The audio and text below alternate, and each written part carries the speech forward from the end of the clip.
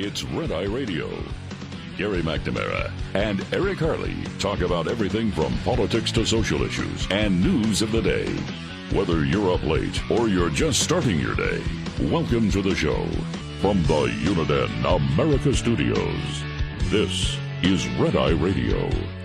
Hello and welcome. He is Gary McNamara. I'm Eric Harley. Welcome to Devin Archer Monday. I don't know. We're trying to find new names for the days. Yeah. It's welcome to the last day of July. Make it sound like we're planning stuff when we do that. To make it sound like we worked. If we were in TV, we would have all the graphics, for Devin Archer Monday. Dun, dun, dun, dun, dun. Swoosh.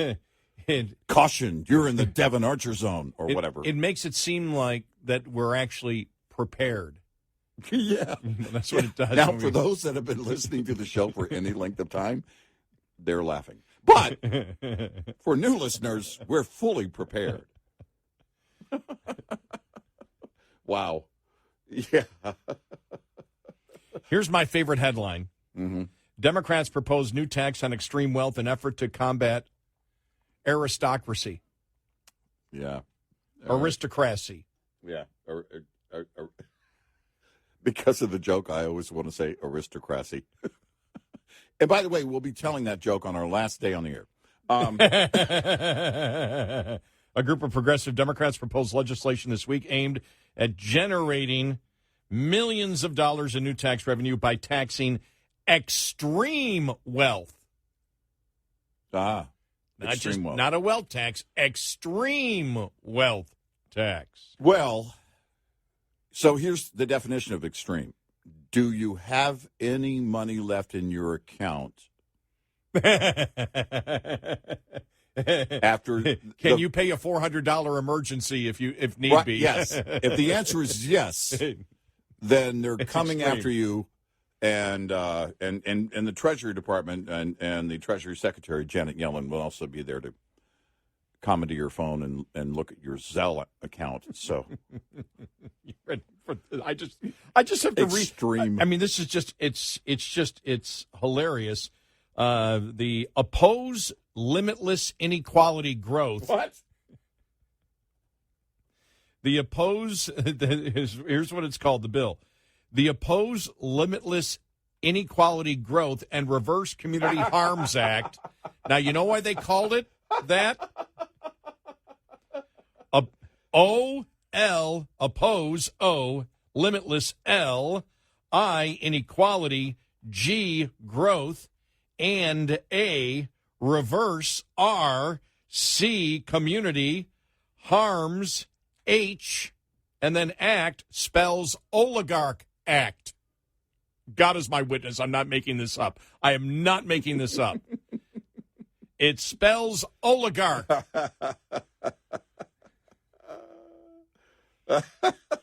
Which is really interesting because the definition of again, they're changing the meanings of words. Yeah. Oligarch is definition of an oligarch is basically a Russian billionaire with close ties to the dictatorship. Yeah, it's not the main character on Shrek. That has influence. Yeah.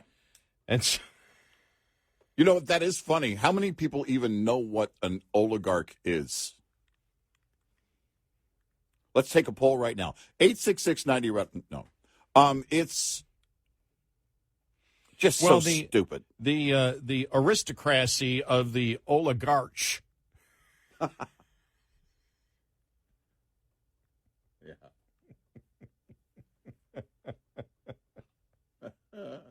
Oh my God! I have a feeling that's not going anywhere. But that caught my eye just before we came in. Yeah. So it is. Yeah, it's Devin Archer. Monday, Devin Archer Monday. And this really could be the change of things today. I mean, I don't know exactly what he's going to say, but this will be the first time that the Republicans will be promoting the whole thing with Joe Biden. I just loved. Did you see the back and forth? I can't think of the guy's name. Scott, whatever. It's not Scott Galloway. The guy who's the one Republican on CNN talking about the Biden's grandchild. Yeah. Going back and forth, and the host was saying, but he was a drug addict. He was a drug addict. Yeah, he was a drug addict. Yeah. He was a drug addict. Right. You must have compassion for a drug addict. I'm like, wow. We'll play it coming up here in a little bit because it was it was humorous. Remember when they had to really slow down the video of former President Trump when he had the sniffles? And they said he must have a cocaine problem. Yeah. Now that's a defense. But he has a cocaine problem. I mean, seriously. If you need any other demonstration of the lunacy of the left. Wow. I'll tell you this. When I woke up yesterday morning is when actually, it wasn't when I woke up. It was later on in the day because I woke up I always wake up 4 or 5 in the morning on Sunday morning. I go to sleep real early so I can get back into the sleep pattern. Tonight I'm able to get to sleep. Mm-hmm. But it was somewhere during the day yesterday when I first, just because I was real busy in the morning, didn't get a chance to look at any of the news. And by the time I looked at the news, the story was out there, especially in social media. The story had not yet hit any news media outlet, but it was there on social media that the Department of Justice is looking to arrest Hunter Biden. I'm like, oh my. Yeah. And the way initially it was they're trying to arrest him this weekend. No, excuse me, not Devin Hunter Archer. Biden, not Devin Hunter Archer, Biden. Excuse me. I thought, what did I miss? Let me hold it. Repeat. Hold on. Take two. Listen. Gary McNamara. Take two. All right. Reset everything. I'm sorry. It's my cocaine problem. I can't help it. I have a cocaine problem. So I didn't make a mistake. You have sympathy towards me because it's simply my cocaine problem. So have sympathy for me. Yeah. Oh, I was going to get angry. Gary, that was a stupid. Oh, he has a cocaine problem. Oh, we're so sorry. Well, when the IRS asks if you don't pay your taxes, why didn't you pay your... I've got a cocaine problem. Can't you see that? Come on. I don't think it's going to work. Well, unless your name is Biden. Exactly. No, I meant Devin Archer. Right. Devin Archer over the weekend. That was the... And so when you first saw it, I'm like, huh? Yeah, right. What? And then it came out later in the day that, but still the thing is, why did they do it on a weekend and why did they do it right before? Right. Is that a form of intimidation? Mm-hmm. Well, wait a minute. Who was it that testified and the authorities had showed up at his door the morning he testified? Oh, Matt Taibbi. Matt Taibbi. Yeah. Oh, yeah, there's no 2-tier justice system here. Well, there's 3 tiers. And the day that he was testifying, they showed up at his door, the IRS. Yeah. There's 3 tiers. And all of a sudden on a Saturday, or I guess it was late on a Saturday because the story didn't get out there till Sunday, that it came out that, initially came out that they were looking for him. They were looking for him. But it was basically they filed so a judge would come to a decision of when, and I guess the first hearing on that isn't until Wednesday. Mm-hmm. But you're like, okay, but still, why did that come out on a weekend? Right. There's just so many coincidences here where you look at it and you just go, okay, that's a form of intimidation. And I thought to myself, I said, well, if you're Devin Archer, do you sit there? Does that give you an incentive? You're probably going to jail anyway. Yeah. So does that give you the incentive to tell all to maybe get a deal down the road?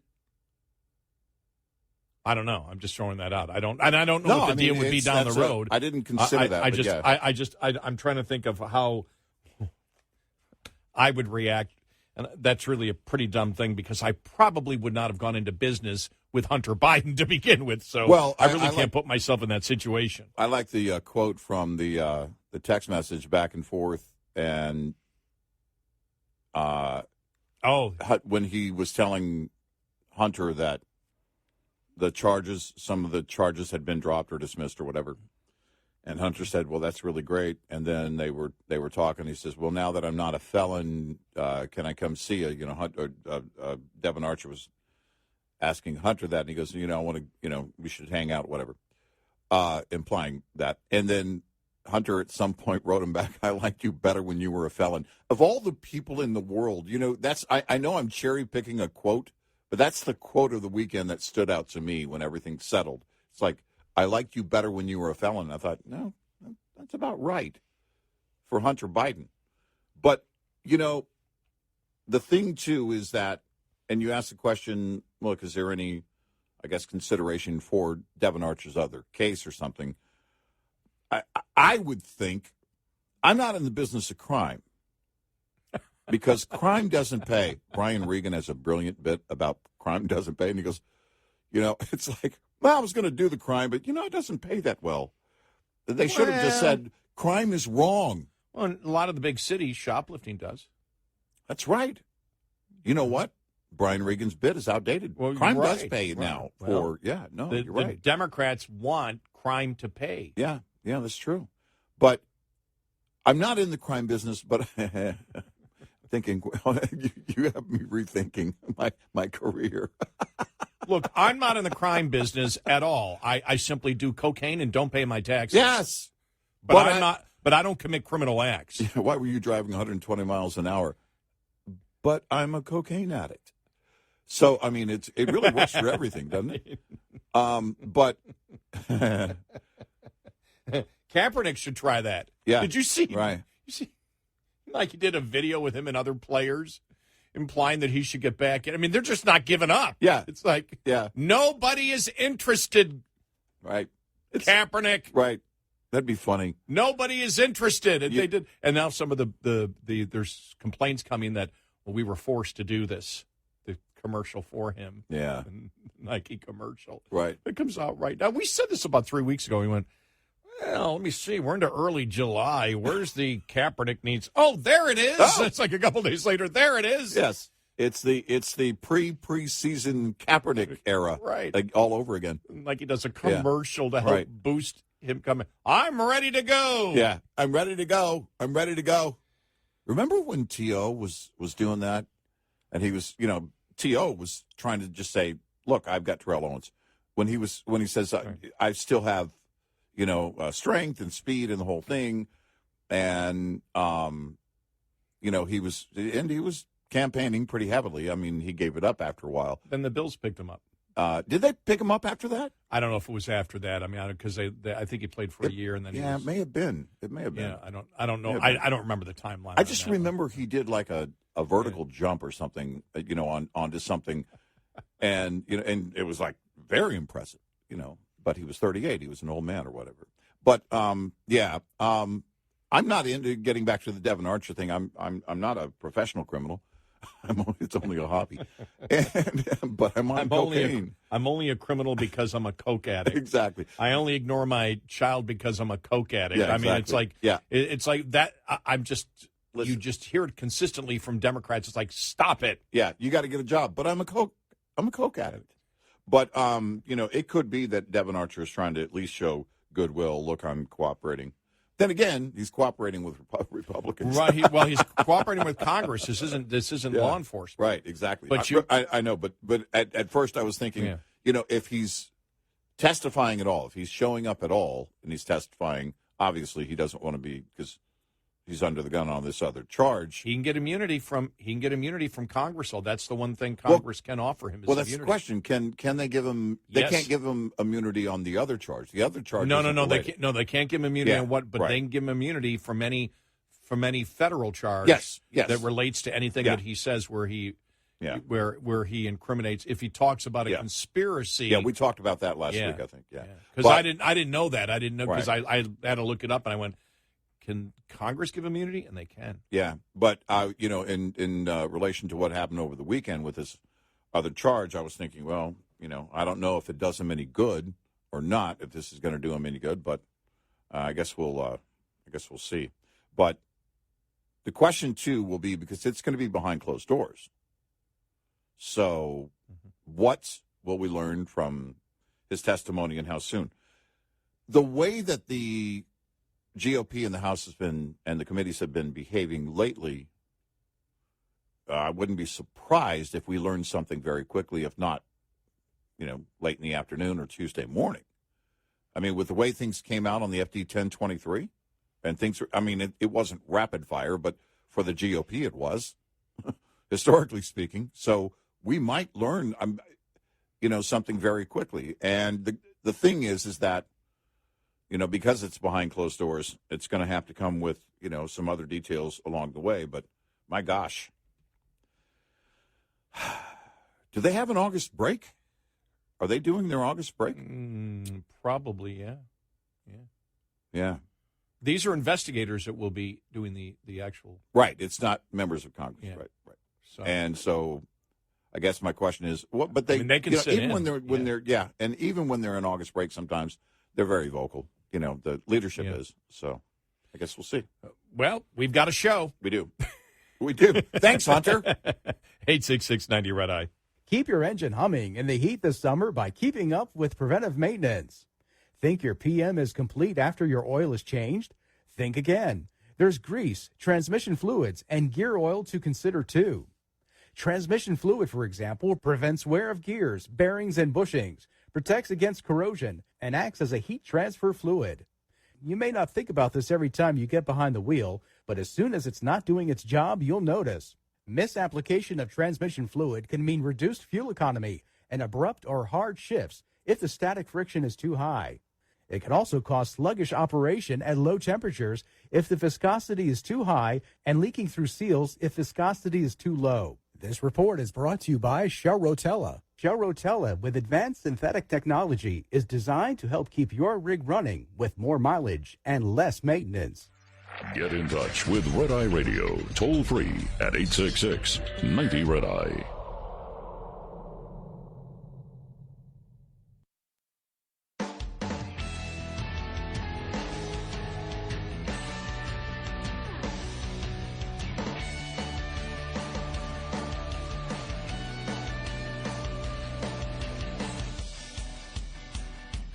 It's Red Eye Radio. He's Eric Harley, and I'm Gary McNamara. The best thing that I saw that I actually put on X. I can't do this. I can't do this X thing that I put on. The artist formerly known as Twitter. As Twitter. But the best one I saw over the weekend, I think it was a Babylon Bee. Mayorkas testifies that he is not bald. That was like the best. Was funny. And that Star Trek actor, yes, I mean, they're the same person. It's so uncanny. I know. And one of our listeners, we had already, we talked about it last week, but there's a Star Trek episode, the original Star Trek, where the actor playing the guy, and in that episode he was bald, but then we found out he was also in the Nazi episode of Star Trek. Yes, he was. Or as the Democrats call it, the Trump episode. Yes. And or DeSantis, whichever. And isn't he a fascist? I guess, or the devil. I'm not sure what the name is. DeSantis is Mussolini. Mussolini, yeah. I remember. Hey, come on. Let's get it straight, Eric. Yeah. And it's interesting because, this is the mid to late 60s that this was all put together. But in the Nazi episode, he had hair. Played a different character. Yeah, he did. He had hair. But he was a skinhead in the other episode. Literally. Because he was bald and looked just like Mayorkas. Yes, he did. And I cannot, every time I see Mayorkas testifying, I'm laughing. I'm like, that's the guy from Star Trek. No, it's the guy. I didn't even, it was way back in my memory, just way, way, way back. And I was thinking of other actors, and then you looked it up, and it's like, no, that's the guy. And I don't mean Patrick Stewart. We're not talking. We're talking the original, the original Star one. Trek. Yes. Yeah. Just amazing. But yeah, Mayorkas. I am not bald.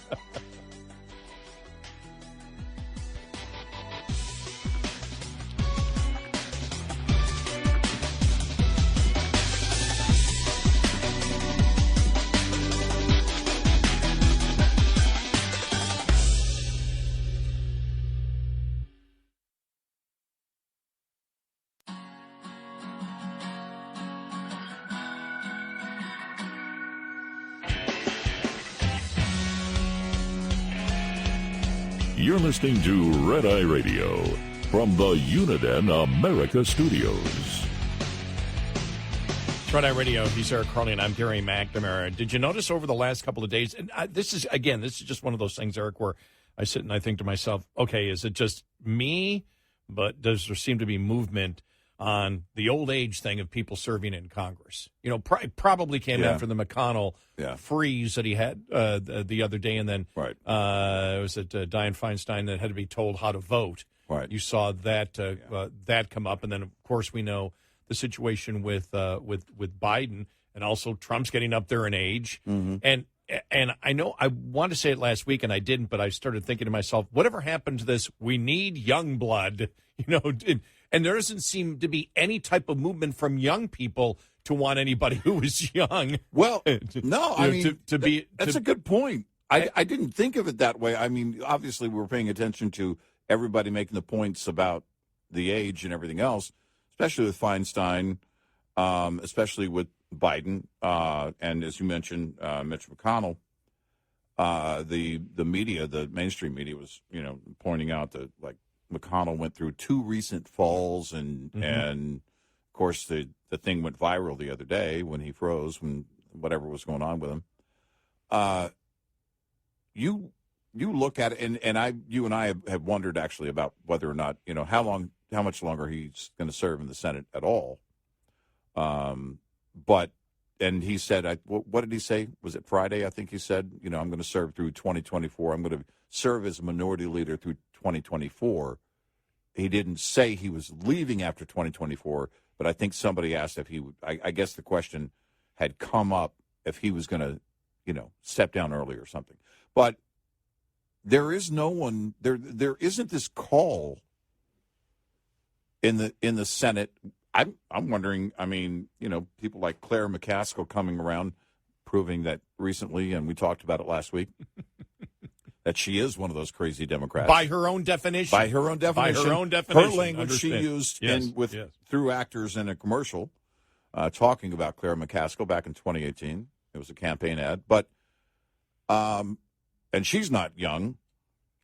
Well, wait a minute. I can't say. I just can't say she's past her prime. Is that what it is? Yeah, you can say she's not young. You cannot say she's okay. All right, she's past her prime. I mean, she is past her. She is past her prime. Let me check the notes. Yeah. What are we allowed to say? Can't say she's past her prime. Okay, you can't say she's past her prime. So don't say she's past her prime. Okay. Yeah. Now she is past her prime, but we can't say it.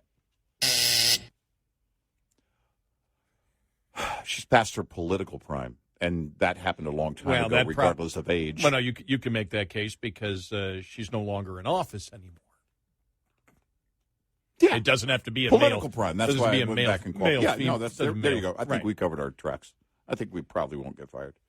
It depends. I think you're making a little bit. Don't worry about it. We're going to be okay. What if we have an interview with Ramaswamy and we get into it on a Friday, and then we're fired on it? Oh, that was Don Lemon. Never mind. No, but I guess the point, especially with Democrats over the last couple of decades, you look at Clinton, and then you look at Obama, and you look at that push that was there for youth. You don't see it.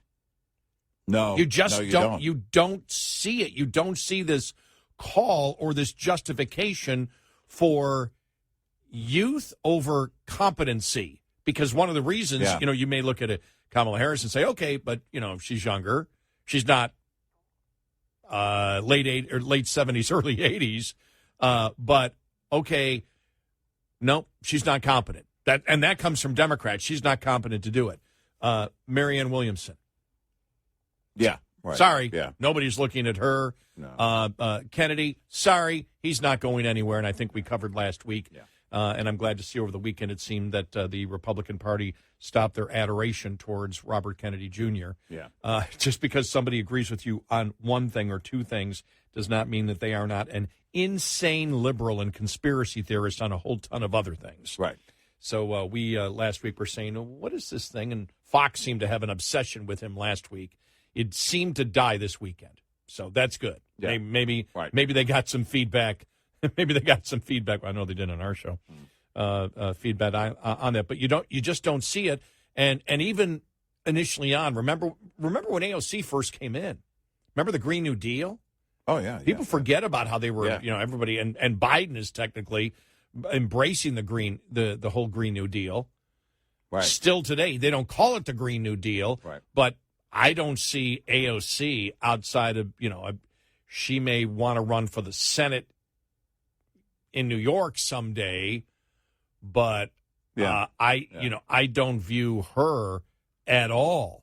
In fact, she's getting pounded from the left. Yeah. Yeah. On a consistent basis. So you look at it and you go, no. And you can look at Republicans and say, DeSantis, young. Yeah. Yeah. Let me put it this way. DeSantis, not old. Nikki Haley, right. not old. Yeah, right. Tim Scott, not old. Right. Ramaswamy, not old. Mm-hmm. Christie, I'm sorry, sort of old. Who? Oh, Christie.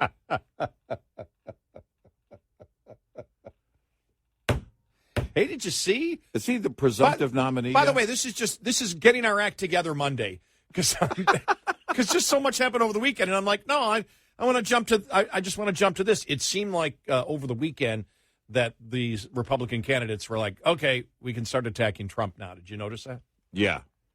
And there's been a couple of things that have over the past 4 or 5 days. There was this. I don't know who wrote it may have actually been, I got to go back and find it.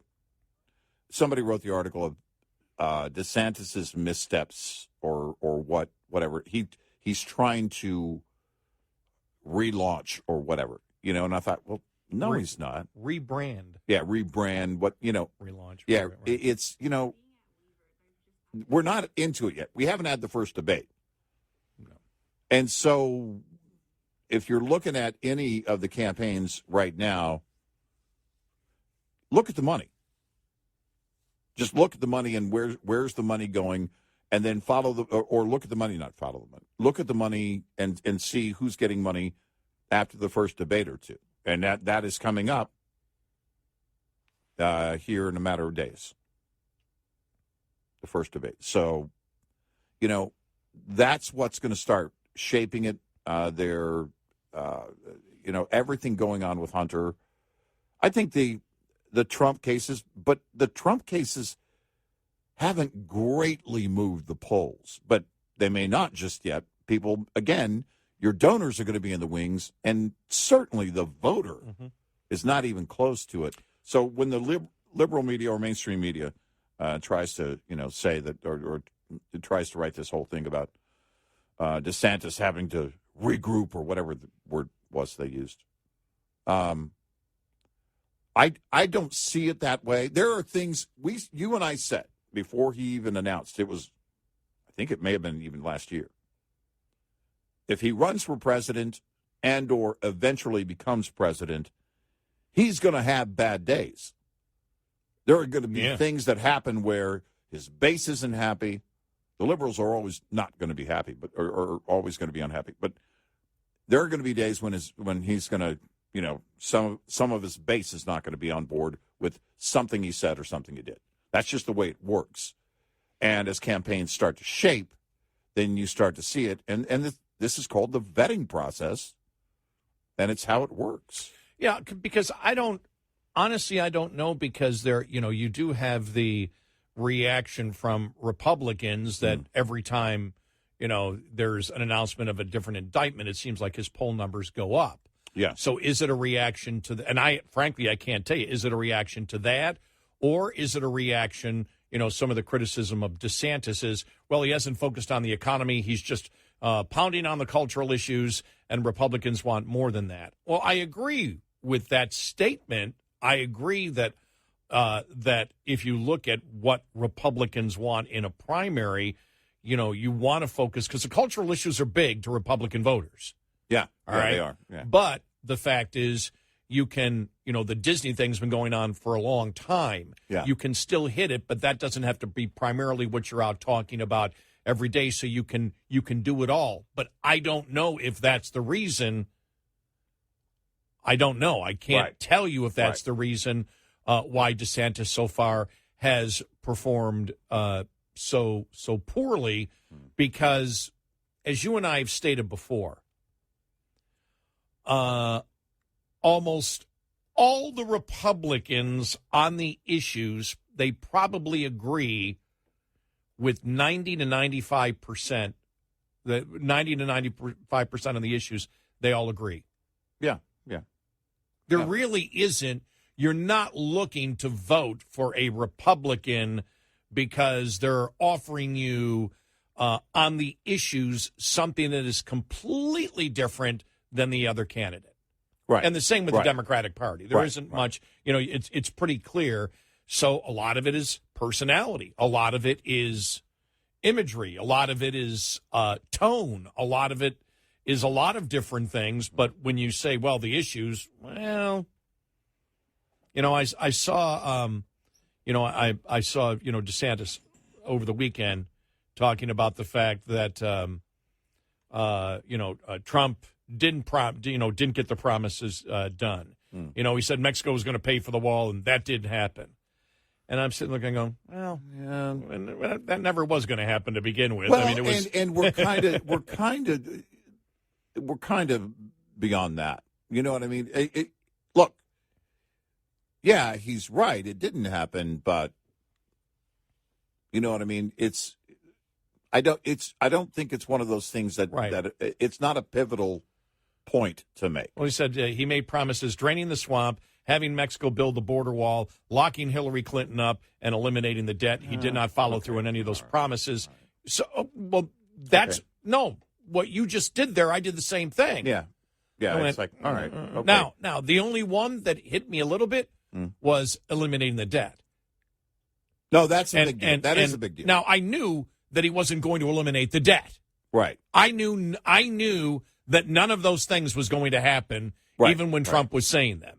But when you say eliminating the debt, that's a massive promise, and you're over-promising, and the redirection would be, don't do that. If you want to say we're going to turn things around and make America make America great again, make the economy great, we're going to expand the economy, and we're going to focus on the national debt. You can get into that, but saying you're going to eliminate the debt, that's not going to. It doesn't fly from the beginning. Because if I look at this, and he argued that Trump has made promises draining the swamp. Mm-hmm. One thing Trump did do by getting into office, though, he let us, because he got into office, we now have a realization. Look, the swamp, what we thought the swamp was, because people forget, when he talked about draining the swamp, it was about Republicans. Mm-hmm. Republicans who would not do what they should be doing to stop government spending. Right. Everybody forgets this. That's what it was actually about. Yeah. The swamp today is, what is the swamp today? The swamp today is DOJ, is FBI, the DOJ. Yeah, it's FBI. What you see, the brass at top law enforcement. Right. The intelligence. So the whole thing of the swamp has changed. One thing Trump did do, by everything that they accused him of, and even all the indictments today, and with the whole Hunter Biden thing, we look at the swamp and we look at the rotten government, and I think because of Trump, we realize how big and widespread it actually is. Yeah. So when he did that, I went, Yeah.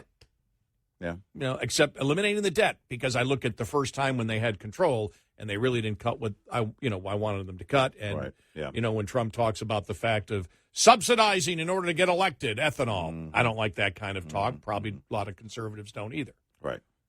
Yeah. But, besides that, I just saw it when DeSantis said that, I went, okay. Yeah. I wouldn't call it a key, most of those, except for the debt, I wouldn't call key positions or pivotal points to make. And I don't think Trump ever said he was going to lock Hillary up. That was a chant. Right. I don't believe there was ever a quote saying that. Right. 866-90 Red Eye. We'll be right back with more Red Eye Radio with Eric Harley and Gary McNamara.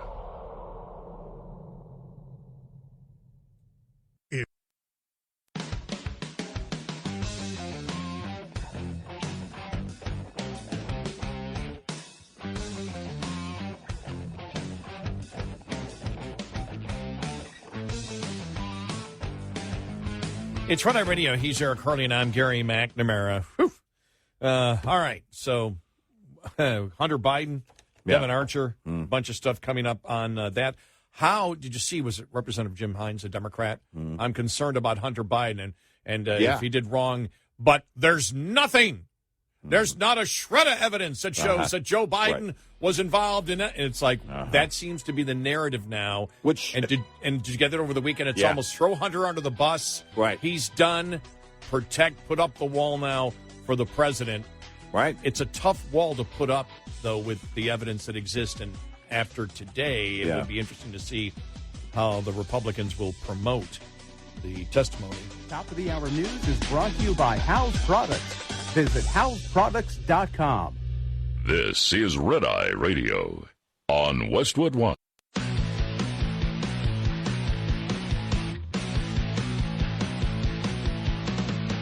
Now, it's Red Eye Radio. Gary McNamara and Eric Harley talk about everything from politics to social issues and news of the day. Whether you're up late or you're just starting your day, welcome to the show. From the Uniden America Studios, this is Red Eye Radio. All across America and around the world, we are Red Eye Radio. He is Eric Harley, and I'm Gary McNamara. Good morning. Thanks for being here. Yes, thank you very much. All right, let's start out with audio cuts from the weekend, okay? Just to see where we are. Okay. Because this could be a very, very big day for Republicans and Democrats. Yeah. With Devin Archer, Hunter Biden's former business partner, testifying in a closed session in front of congressional investigators. And he is expected to say that Joe Biden was on up to 24 phone calls that he knows with foreign entities, people that represented foreign entities who did business with Hunter Biden. And so you figured that they were going to be out there. And as we know, over the last couple of weeks, the goalposts have shifted. Yeah. It is no longer, not even from the White House. And they will, even though the story is changing, they're pretending it's not changing. But it changed from he never spoke to his son ever about any of his son's business relationships at all. We knew that was a lie. Yeah. Okay, we knew that was a lie. We knew for quite a long time that was a lie. At least for a year, we've known that was a lie. Yet they continued on that until a press release at the end of June, and then Karine Jean-Pierre saying our message has been consistent all the time. The president has never done business with his son. It's like, whoa. Yeah. It's like, okay. Well, that's not what you said. Wait a minute. That's not what you've been saying. And it was interesting. And I think that Jonathan Turley is going to, and he's a Democrat. I think he's going to. Did you see his story? We'll get to that on the president finally recognizing the grandchild. Yeah. I mean, he was just brutal. I mean, it's just like I'm thinking he's a Democrat, and that just the stuff going on with Biden right now is driving him insane. Yeah. I mean, he's going. I mean, for Jonathan Turley, who's normally, pretty reserved, it seems that that really got to him over the weekend in an op-ed piece that he wrote. We'll get to that. But what's happening now is Hunter may have done wrong, but President Biden, there's not any evidence that the president was in business with his son in any way. Right. Let's first start with Democratic Senator Chris Coons on Meet the Press with Chuck Todd. Let me ask you this. Do you think it would behoove the president for him to come out and say, hey, I had no business dealings with my son. My son's issues are my son's issues.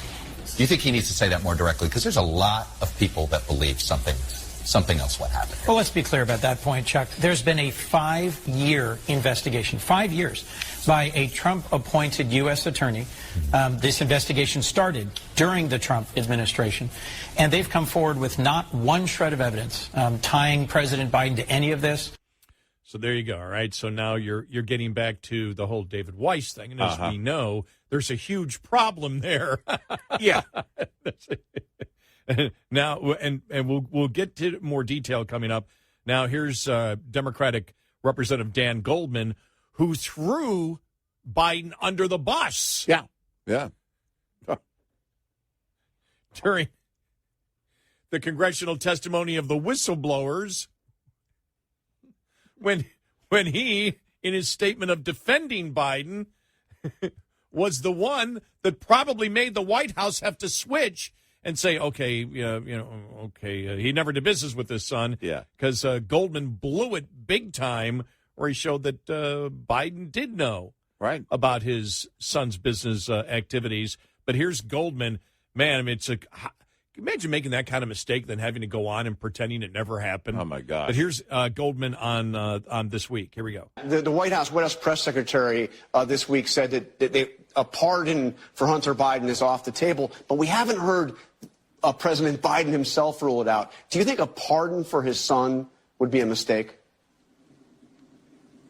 Yes, and I don't think there's any chance that President Biden is going to do that, unlike his predecessor, who pardoned all of his friends and anyone who had any access to him.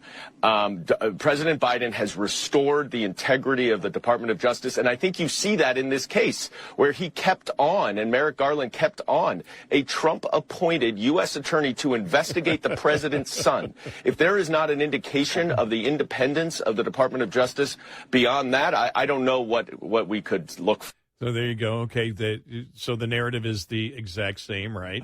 Right. Let me see, what else do we have here? Okay, that's the. Okay, here we go. Adam Schiff. I had to get to Adam Schiff. Okay, yeah. This is just. Here we go. All right. I mean, for a long time, it didn't appear clear that they even knew who they wanted to impeach. You know, did they want to impeach Ali Mayorkas or maybe Merrick Garland or maybe Joe Biden or maybe somebody else? They seem to be an impeachment inquiry in search of a subject and certainly in search of evidence. Coming from Schiff. Yeah. Who for 3 years lied to the American public about Trump colluding with the Russians. Yeah. Lied about what the intelligence said to the American people. Yep. Just it's pretty amazing. But as we know, nobody is talking about the evidence that has been uncovered. No Democrat is talking about the 1023, which alleges that a bribe was taken. No Democrat is talking about the whistleblowers who stood up and said that David Weiss's and that's who they mean when they talk about the 5-year deal. These IRS agents who said, sorry, he didn't have control over, and he did not have control. There were certain things he couldn't look to, and we were told specifically we cannot look into Joe Biden. Yeah. So, and it's funny because the cross-examination, as we know from the anchors of the mainstream media, isn't there, because those would be the questions that you would ask. Wait a minute, the IRS whistleblowers have stated that they were not allowed to look into Joe Biden. So how do you know this was? How do you know that? You know, how can you say that that's a statement of fact that they were investigating Joe Biden when the IRS whistleblowers who were there? Are you accusing them of not telling the truth? Those are the kinds of questions I would ask if I was an anchor. But of course, those aren't going to happen. So we've seen what it is now. The wall is being set up. They realize. I believe they realize, throw Hunter under the bus. You've done everything you possibly can, and now we do everything we can to set up a wall, especially with with Devon Archer's testimony that's coming up today, where he's supposed to say that Biden, was in specific contact and actually was put on the phone at least 24 times with people that did business with Hunter Biden. We predicted this was going to happen. Inevitably, the walls were, if more and more things were going to come out, and it appeared that they were, and this goes back a long time, that eventually they're going to have to get around to just building the wall around Joe and separating him from Hunter, saying, oh, yeah, well, it was Hunter, but it wasn't Joe. And by the way, Hunter's a coke addict. Inevitably, this was going to be the play if the evidence was going to come to the surface, and then after the whistleblower thing, and now, who knows, with whatever we learned from Devon Archer. There's really no way to deny it. I think a couple of things. If you gave me a wish list of 2 things that I would want to see here. Now, that's the phone calls that were reportedly recorded by the president of Burisma and the entire money flow.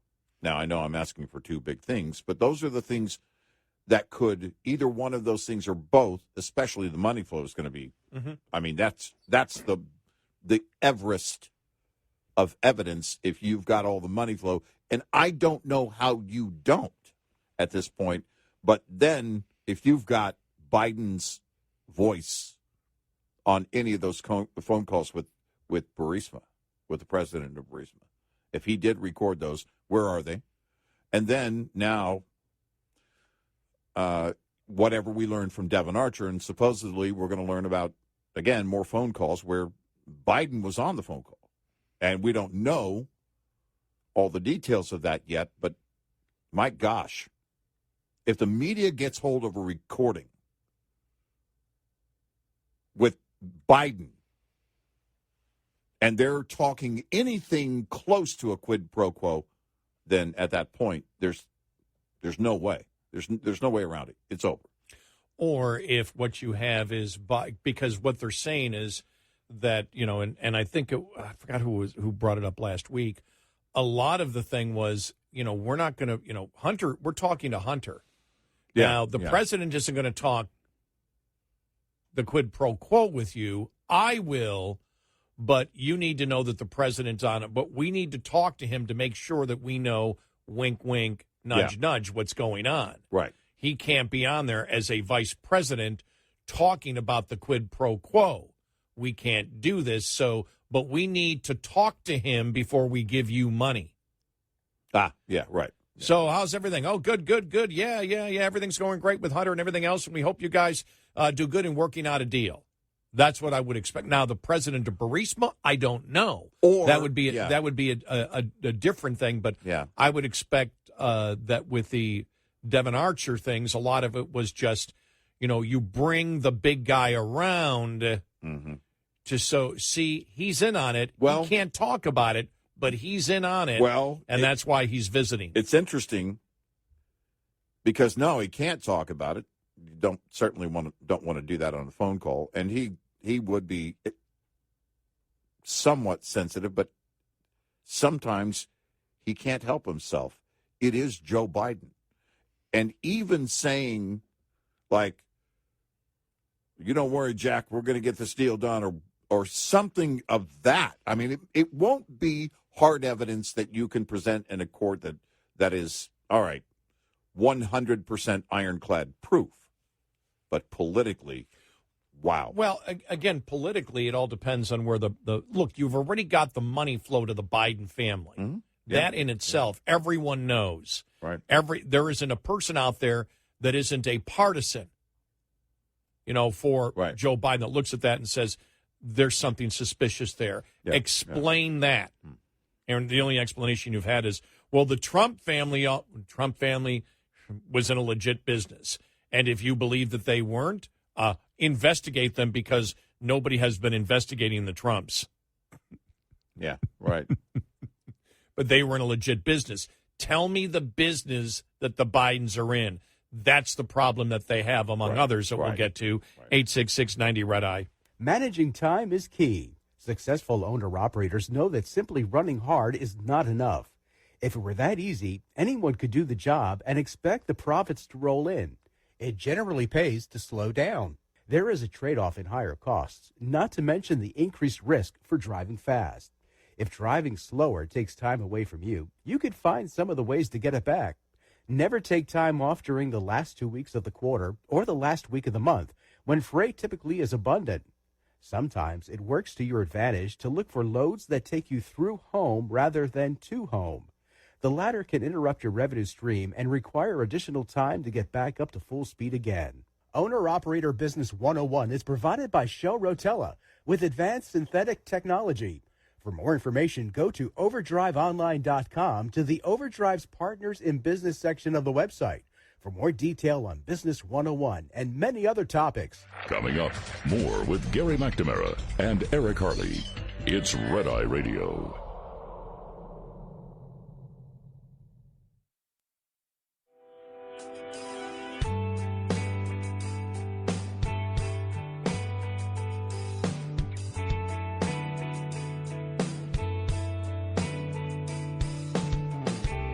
It's Red Eye Radio. He's Eric Carly, and I'm Gary McNamara. The problem that the Democrats have, and that's why we played the audio cuts of Democrats, what their defense of Joe Biden is, and it's that, there's been a 5-year-long investigation, which is funny because they use that as a defense, where the Republicans use it. Yeah, right. As an attack point. Yeah, 5 years on Hunter Biden, nothing, but when they come out and say 5 years and they found nothing on Joe Biden. Well, they're conveniently forgetting what the whistleblowers said, that they were told that they could not investigate Joe Biden. Right. So they were told in the investigation, no, it's only Hunter. You can't look at Joe. So that throws that right out the window. The problem that they have here, the Democrats have, and this is not partisan-based. It's not because I'm a fiscal conservative. It's based on, what is out there. The problem that they have is Hunter's laptop, which is direct evidence from him, the wire transfers, the suspicious activity reports that the Republicans have, now over 170 of them that banks put out because they're worried that the flow of money in those accounts might be money laundering or something else. And then they send them to the Treasury Department.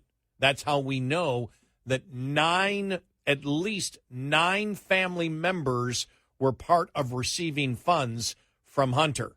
Yeah. And then you ask the question, which the American public wants answered, which is why was 20 different fake companies set up to transfer tens of millions of dollars to so many Biden family members? Right. You can't get away from that. And so you have that, and then you have the whistleblowers, both the IRS whistleblowers, the FBI whistleblowers, and then on top of that, you're going to see it today, you have Devin Archer, who is a former business partner and former board of director of Burisma, the natural gas company, who will be testifying to congressional investigators. Yeah. And you have more. I mean, you have Bob Ulinsky and you have others that are willing to testify. That's the problem that they have. They may continue to say there is absolutely no evidence that would lead you in the direction of Joe Biden. Well, I would tend to differ on that. And the other thing is you have the 1023, which is the FBI still investigating today whether a bribe was taken. Now, they may have investigated it back then, not looked at it until Grassley. This is another question I'd have. Have you been looking at the 1023 and researching that whole time, or did you just get back on it because you denied its existence, FBI? Did you just get back on to start investigating it once Grassley and Comer told you, oh, we know this exists? Right. Well, and, and keep in mind, Chris Christie says he'll keep Director Wray as the FBI director. We were talking about strong campaigning points for DeSantis earlier. Yeah. That's not a strong campaign. No. Well, if you're a Democrat, yeah. For Chris Christie. If he wants to run as a Democrat, Mr. Christie. But, that's the whole thing here, too, is that all these things that are on the table that are piling up right now in an administration that has just snubbed the liberal and mainstream media. A president who is arrogant and defiant, at some point, the evidence pile gets too big. They're still in, but he's smoking crack. But it mode for defending Hunter. Not Joe yet. Maybe but the whole thing will be, obviously those walls are closing in. We see them. We said months ago, if not over a year ago, if this stuff starts to, really get big and surface, the walls are going to close in, and inevitably the media is just going to not be able to. They're not going to be able to hold back. I mean, I think the walls are closing in, which is why you saw the shift in the White House. Yep. And why you see now Now it's directly that, no. There's not a shred of evidence anywhere. Yeah. Well, that just isn't true. That's a flat-out lie. Right. Yep. As we said, the walls will start closing in, and we're here. It's clear they are.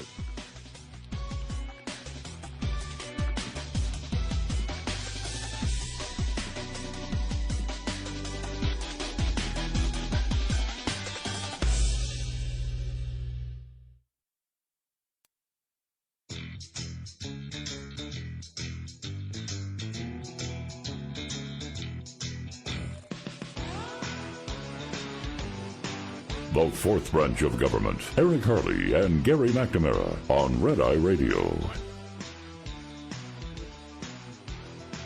It's Red Eye Radio. He's Eric Harley, and I'm Gary McNamara. All right, let's break this down because it's important to, I think, cross-examine sort of the Democrats that we had on that have said there's no evidence, there's nothing that Joe Biden was involved in any of the business activities whatsoever. None. Now, they're not even saying illegal activities. They're saying he was never involved in their business at all. Right. There's not one bit of evidence that shows that. Right. So I guess you could look at it. You could say, let's look at the different scenarios. All right. Okay. Hunter Biden was in the business of influence peddling. Okay. Whether his father was involved in it or not, we know without question Hunter was. Okay? I'm just for the sake of discussion here. Right. We know Hunter was, which from the evidence that will be presented today, we know, number one, that the president lied about not knowing about his son's business because he said, I've never talked to my son about his business. I have no idea, what he, does in his business. We know that's a lie. Yep. There is no doubt about that. So you set that aside. That's any jury. If you're the jury out there, that's what you look at. And then you look at the different possibilities. What the Democrats are attempting to get you to believe, and remember, they don't have any evidence. You can sit there and go, well, what evidence you guys using? Well, we tell you every day. Yeah, They're just simply saying there's no evidence that Joe Biden was involved in his son's businesses at all. Right. Okay, so what we're saying then is that Hunter Biden was involved in influence peddling, promising, because we know this from the emails, promising that high officials, if you pay him, high officials inside the government will help you with your problems. If you want to look at the whole, that would be the Chinese problem, right? That was Chinese, yeah. Right? That was that discussion back and forth, as we know, not Burisma, but that one, right. And so we know that, and then with the email. We know the threat to the Chinese company. Yeah, we just passed the, in fact, we just passed the anniversary of that. End of July 2017 is when that happened. Right. The WhatsApp message is what you're referring to? The WhatsApp map where Hunter says, my father's in. So either Joe Biden was used by his son, because this is the whole point. If you're going to throw Hunter under the bus, you got to throw him under the bus completely. That has to be your evolution. Right. That Hunter did all of this and his father knew nothing. No, that's how you have to play this. And that's how you have to play it. And that Hunter set up, while a cocaine addict, Hunter set up 20 different fake companies to funnel money to 9 different family members, and the president knew nothing about that at all. Yeah. And that includes his brothers, grandchildren, and others. That this money, and didn't know anything about it whatsoever. This, while the testimony today will show that his father spoke at least 24 times to people that provided the money to the Hunter Biden family. In exchange for what? What service was Hunter providing? That is what you have to sell in order to keep Joe. In order, that can only be eventually your defense of Joe. That Hunter used him completely. That Joe, who initially claimed that he knew nothing about his son's business, was actively involved in talking when Hunter wanted his father to talk to foreign different people, that the president talked to these people and never questioned his son as to why am I talking to these people. Right. That's a tough job to do. When you actually break it down, that's the job that the defenders, that's what Goldman, that's what Chris Coons, that's what Chuck Todd, that's what they have to do in order to defend the president eventually. And that may be after today's testimony. Right. Unless you just want to go on and say nothing exists, nothing exists, nothing exists, while things exist. And that's the problem that they have. You would have to portray Biden, number one, if Biden was manipulated by his son like that and did all those things for his son, he is so clueless, that might be the Republicans' defense for impeaching him. If he was that foolish not to know what his son was doing. Because you can't get away from the fact that the transactions happened, that Hunter was using his father. Now, either he was actually getting the influence, as the bribe document says, the bribe document. Yeah. I'm not saying that there aren't documents, that the bribe document itself that's still being investigated shows that it was a bribe. Mm-hmm. The WhatsApp, the exact same thing when you talk about the money, the $5 million. So you've got pieces of evidence that actually ties Joe Biden into it. But if you don't want to use that and even ignore that as if it doesn't exist because you're a Democrat attempting to defend it, you're going to have to say that Joe Biden knew about his son's business, lied about it, and actually was there to help his son in any way possible with any of the foreign entities that was going to funnel money into the Biden family. Yet Joe knew nothing about the business whatsoever, that no family member ever came up to him and said, wow, all of a sudden I started receiving money from Hunter. That his brothers never said a word to him like, wow, look at all this money that's coming in. Right. Joe, do you know why this is happening? What's Hunter doing? I'm getting all this money. I know I would be suspicious if I was doing absolutely nothing and all of a sudden a family member was funneling a ton of money through me through different countries. I would think, I don't know, I would think that our intelligence community, at the time, Joe was the vice president, would be very watchful and would be able to detect certain things coming in from foreign nations, especially anything that came in that brought up a red flag that was connected to anybody named Biden in any way. That's just me. I mean the NSA. NSA, CIA, FBI, counterintel, all of it. Well, we know one guy was taping. The president of Burisma. But seriously, my question would be, where are the other intel agencies?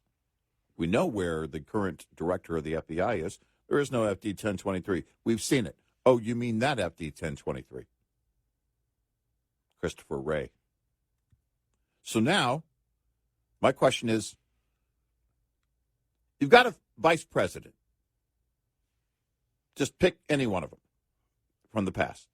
We'll go with Joe Biden. all of a sudden there's a flurry of activity. It's pretty good activity and levels of money coming in to bank accounts from foreign entities, from foreign countries. Mm-hmm. Anybody curious as to why those things are happening? Because it sounds like, looks like, the first concern would be, all right, foreign nations, leaders of foreign nations, they're all, funneling money in so that they can, even beyond bribery. Let's say Joe wasn't aware that it was going on, and they wanted to demonstrate and set him up and make it look like, hey, we got you. You would look at every single thing like that, I would think, if you're in any of the intel agencies and there's a sitting vice president and there's a lot of activity with other people named Biden, and it is directly related to money coming in from foreign nations on a regular basis. Well, you had the SARS reports that were going to the Treasury Department. Right. Suspicious activity reports. Right. And so that's the problem. They can sit there and go blah, blah, blah, blah, blah. You saw Chuck Todd because Chuck Todd's seen the polls. Yeah. The polls believe, the polls show that Americans believe, the majority of Americans, that the president is corrupt. Yes. And it's getting clearer each and every day on it. And what you have to do,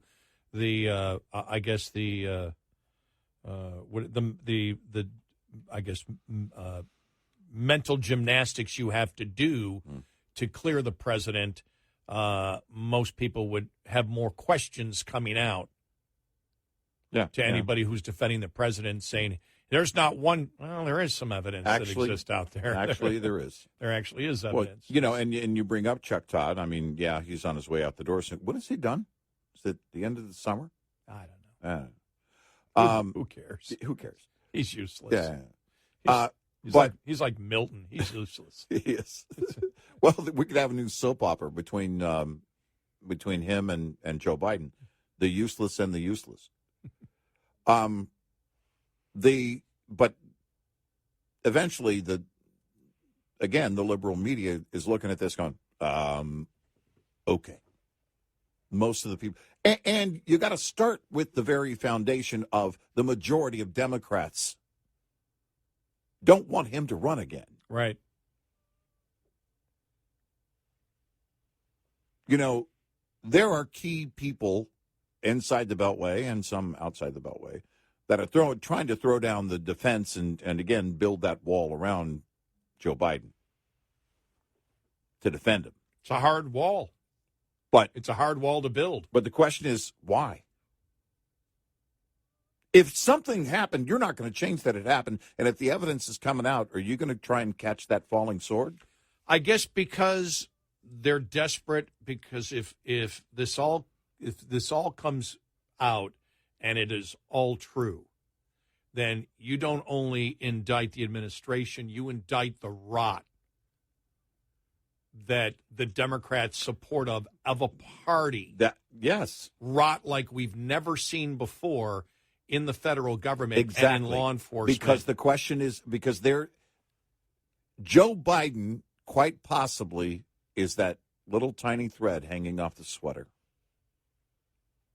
Yeah. Yep. Because remember, we brought this up as we were trying to, we kind of did this a couple of weeks ago. And really, that is the only reason you don't do it. And it's important to revisit this now because Devin Archer could bring some very key evidence this week, and who knows what else is going to come out. 866-90-RED-EYE. Lines open for your calls. 866-90-RED-EYE on Red Eye Radio.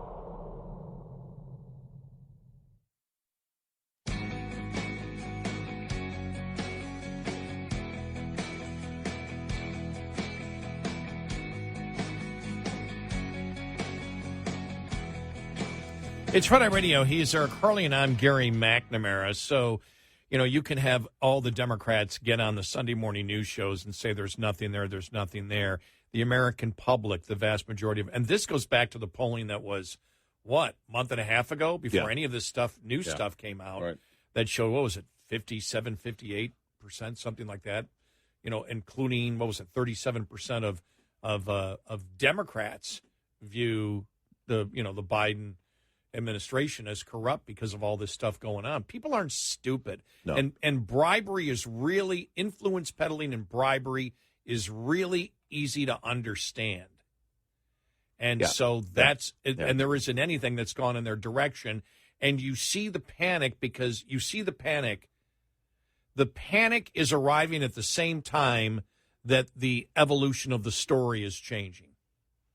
Yeah, it is. And, I wonder at some point if the media, even when a lot of the stuff and the rot, at the top of the FBI and some in the intel community is going to be exposed and that threat hits the surface, there are still some in the media, I think, that are just going to pretend, we didn't know. Well, we didn't know that was going on at the FBI. You know what I mean? Uh-huh. And because that will be the only defense. If the evidence surfaces, the real hard evidence on Joe Biden, it's over. There's no way you can deny it.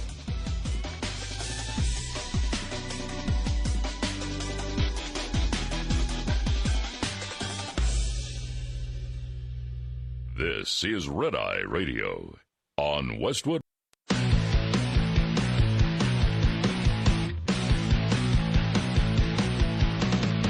Now, it's Red Eye Radio. Gary McNamara and Eric Harley talk about everything from politics to social issues and news of the day. Whether you're up late or you're just starting your day, welcome to the show.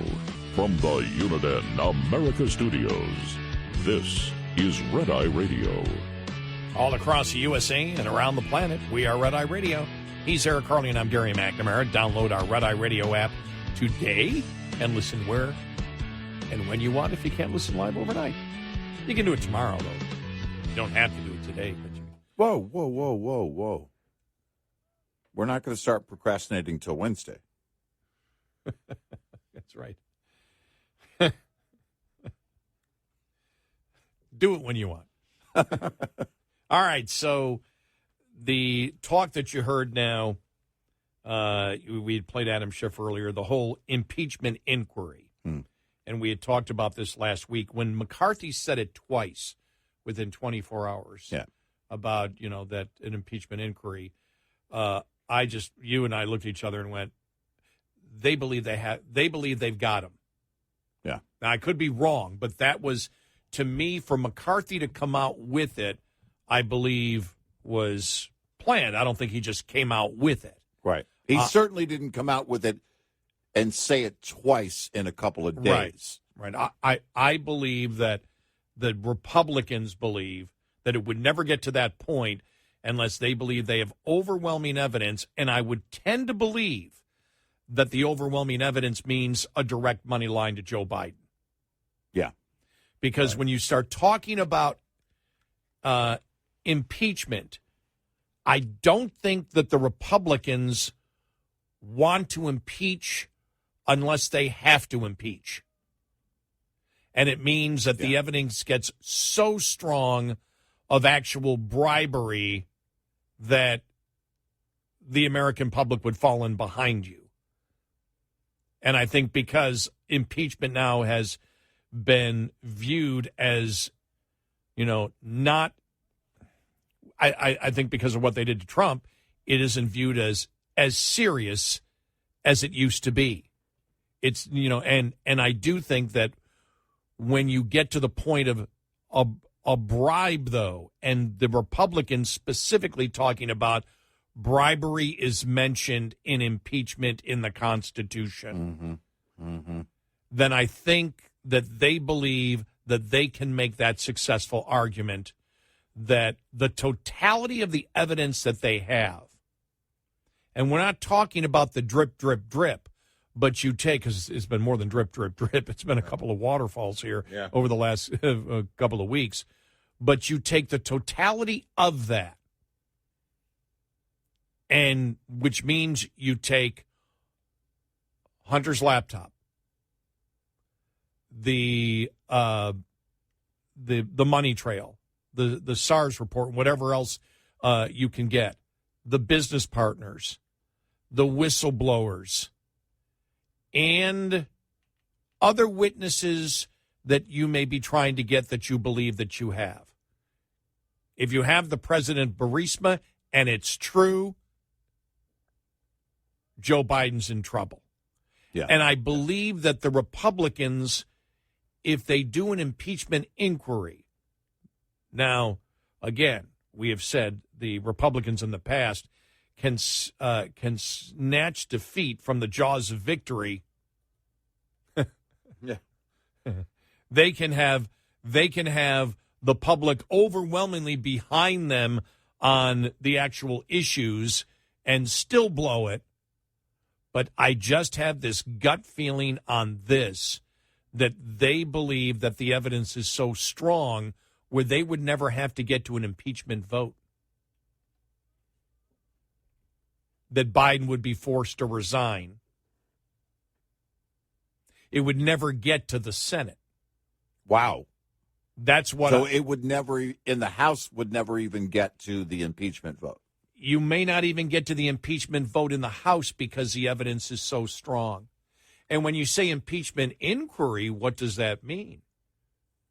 You know, you take a break in August, the little summer break, and then come back and you decide to put, you've got the testimony of Devin Archer. Mm-hmm. You've got that sworn testimony. And so all of a sudden you've got Bob Ulinsky and a few other people testifying in September, backing up many of the things that Devin Archer will testify on. Yeah. And one of the reasons, and I believe that what Devin Archer says tomorrow, the majority of it will become public very soon, because the Republicans were promoting that they already know what he's going to say because they've asked him. This is just the deposition under oath. Right. They know what he's going to say. Yeah. And what he's going to say is extremely damning of the president and the Biden, and in essence the Biden family, by saying that Joe, had these conversations 24 times. I expect the next, and it could be as early as this week, that Joe knew and participated in the business activities, but didn't participate in any illegal activities, and anything illegal was not Joe's doing. Right. They'll walk it right up to, I can see this. They'll walk it right up to the line.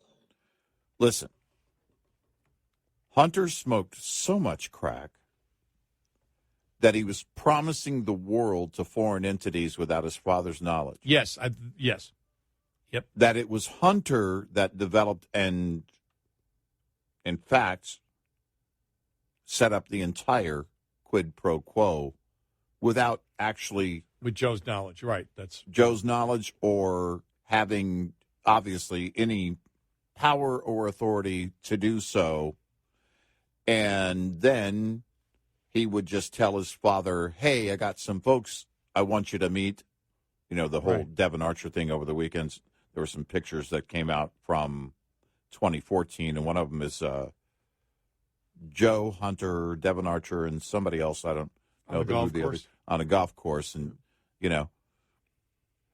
and of course this happens when you're the vice president. Family members meet people that want to meet you, and blah, blah, blah, blah, blah. But there was never anything promised by then vice president and now President Biden, blah, blah, blah, blah, blah. The problem is,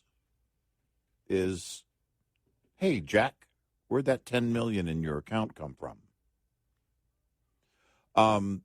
The problem is dang it, that president of Burisma recorded the phone calls.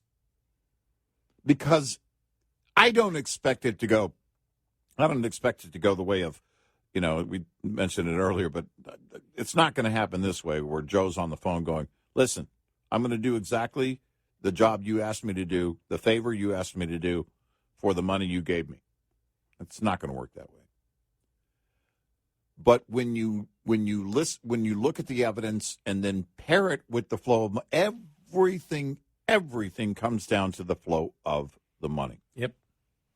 And then it does come down to the actions and influence of then President or Vice President Biden.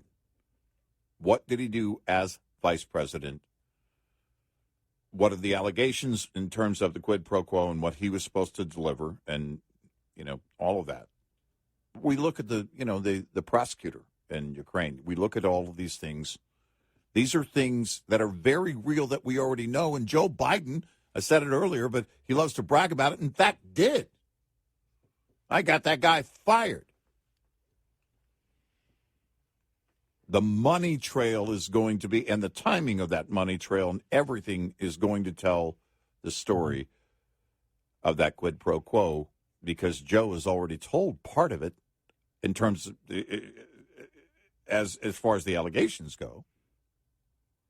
So, and so I just think that I don't think the Republicans want to go through the actual full impeachment process, but they want enough where if they start the impeachment inquiry, which doesn't have to end up in a vote, that it will be so damning, or testimony beforehand, like today. Yeah. And then in September, if they roll out more of the actual money trail and bring in Bob Ulinsky to testify and bring in the others to testify as you're bringing in more. And then here we go. Here are the tapes that we've got from the Burisma president, president. Right. Whatever you have there, it gets to the point.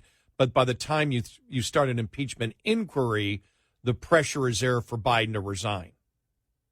Yeah. Where it's so overwhelming. Yeah. And so when you had McCarthy come out and say that, and then say it twice in 24 hours, then say it again, and still hasn't. Look, if he had come out, like been on a Sunday morning news show this week and said, well, there would be, if we get the evidence, or, if, and kind of backed away from it, then it's like, okay, here we go with the GOP again. But that's not what happened. He said it again, and they have not backed away from it. So when you remember, as much as the Democrats hated Trump, and even before day one, they said, we're going to impeach him as soon as possible. Nancy said, no. Phone call with Ukraine. CIA officer goes to Adam Schiff's office, and boom, Nancy changes her tune. But there is a reason why the Speaker of the House can't promise something that huge unless it's going to happen. And we asked it then. We said, when Nancy said it, oh, yeah, we're going to look into impeachment. You can't promise, especially frothing at the mouth Democrats that are wanting Trump at that time removed from office. You can't say that without following through. I think they look at it, and I think Republicans understand that impeachment, if not done right, can come back and haunt you. And I think there's a fear. Yes.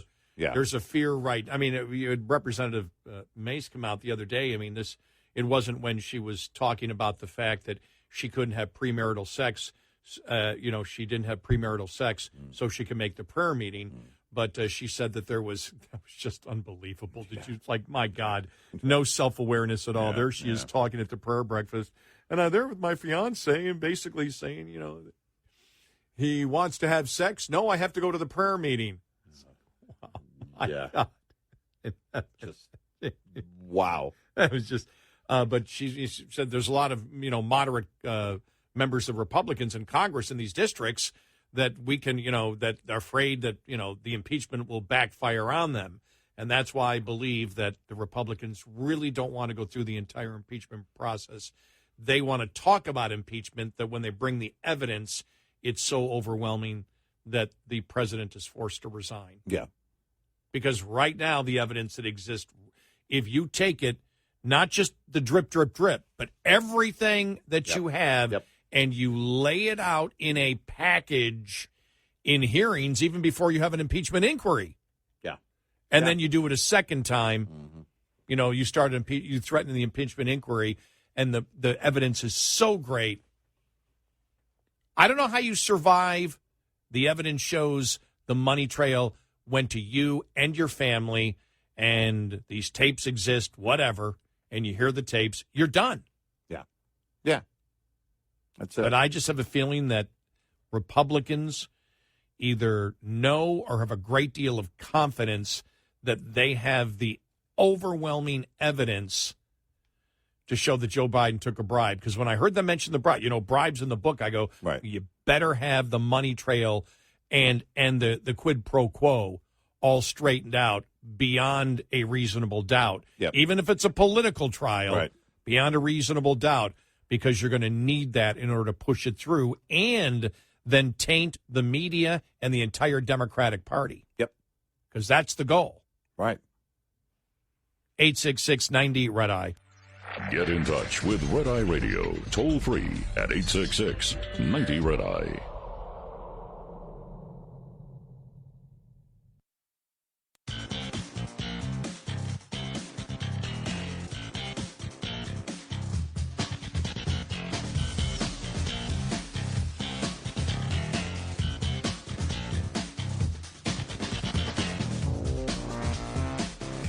Red Eye Radio. He's Eric Hurley, and I'm Gary McNamara. I'm sorry, I'm just went to the Babylon Bee. I'm just dying over. Hunter Biden optioned to make room for seventh grandchild on family roster.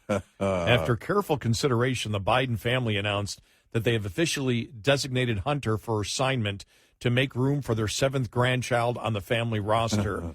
It was a tough call demoting Hunter to make room for what's-her-name, said President Biden. Oh, my God. I love my son, but we had to do what's best for the team. It's funny.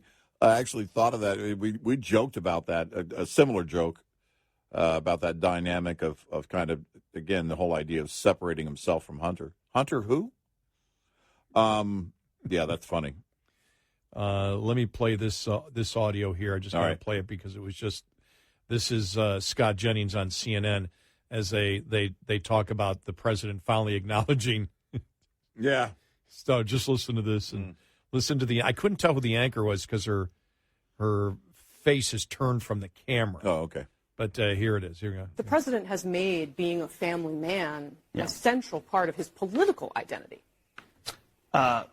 It's not Republicans, with all due respect, who made Hunter Biden into a complete scumbag on this and other issues. The ignoring his own daughter for 4 years and the President of the United States hanging up a stocking for the dog and not for his seventh grandchild. Okay, look, we can also have sympathy for people who are struggling with addiction. Let's keep this conversation respectful. Listen, I totally agree. And you know where I'm from? A lot of families deal with addiction. And you know who ends up picking up the pieces? The grandparents. And in this case, the grandparents would not acknowledge this little girl. It is offensive. But the bottom line is... But they have now. Oh, what a hero. The polling must have been brutal. The polling must have been brutal. Yeah. Wow. Well, she did her obligatory dance, I guess. Yeah, exactly. That's wait a minute. Whoa. We can still have sympathy with people. I know a lot of people who are addicts that didn't do this. He hasn't been an addict for a couple of years. Right. He's clean now. Yeah, right. Exactly. But in fact, didn't one of the whistleblowers, was it Shapley that was talking about it, that he had already been clean? Yeah. A lot of these things. Yeah, when he filled out the one tax form, he had been clean. Yeah, that's what they were writing. That's what they were being told. Right. But here it is. This is Miss Jonathan Turley. Joe and Jill Biden finally acknowledging seventh grandchild for most obnoxious reason. Remember, we say this because Turley's a Democrat.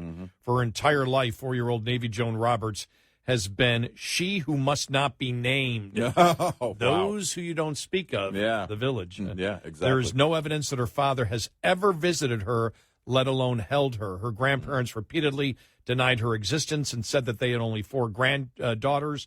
They even gave their dogs stocking at Christmas rather than the granddaughter, and never even who never even bit one, let alone a score of Secret Service agents. Oh, wow. This is from Turley now. Wow.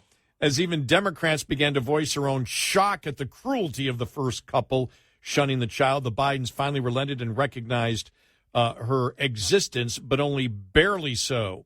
Our son Hunter and Navy's mother are working together to foster a relationship that is in the best interest of their daughter, preserving her privacy as much as possible going forward. This is not a political issue. It is a family matter. Even for those of us who merely follow the saga from the beginning, the statement was maddening and frankly insulting. It suggested that there was some reason until now that prevented the Bidens from acknowledging the existence of their 5th granddaughter. That is false. There was no legal or even tactical reason for the refusal of the first couple to acknowledge Navy for 4 years. Wow. Navy and her mother sought that recognition, and the Bidens refused. How was that in the best interest of the child? Were they fostering a relationship when they gave the German Shepherd stockings at Christmas and not their grandchild? Whoa, wow. My God.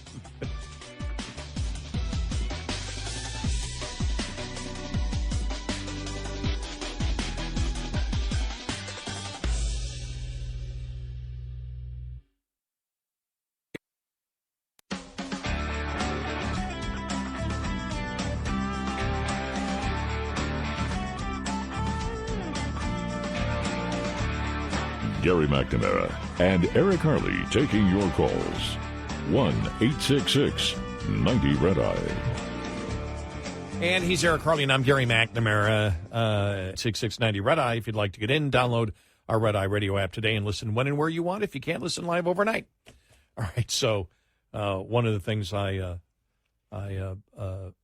thought of with the age thing now coming up for Dianne Feinstein, Mitch McConnell, Biden, and all that. And I thought to myself, as I was reading some of the headlines from the Babylon Bee, I just mentioned that. But I had thought beforehand, I went, I can see Robert Reich speaking to Berkeley, like back in 2007, when he said, for health care, if we were honest about health care, you just let old people die. Yeah. Or become leaders of the country. Exactly. Let him ride off into public service. and it's the Babylon Bee just brutal on this. AIDS pushes cart through halls of Congress yelling, "Bring out your dead." Oh, my gosh. And then, are you at a nursing home or the U.S. Senate chamber? Wow. 9 clues to look for. Oh, my gosh. Just brutal. Yeah. Oh, wow. So. Nine clues. I love the way that they borrow that from the way the liberal media does that stuff. Here's what you need to know. The 9 things to look for. That's funny. Wow.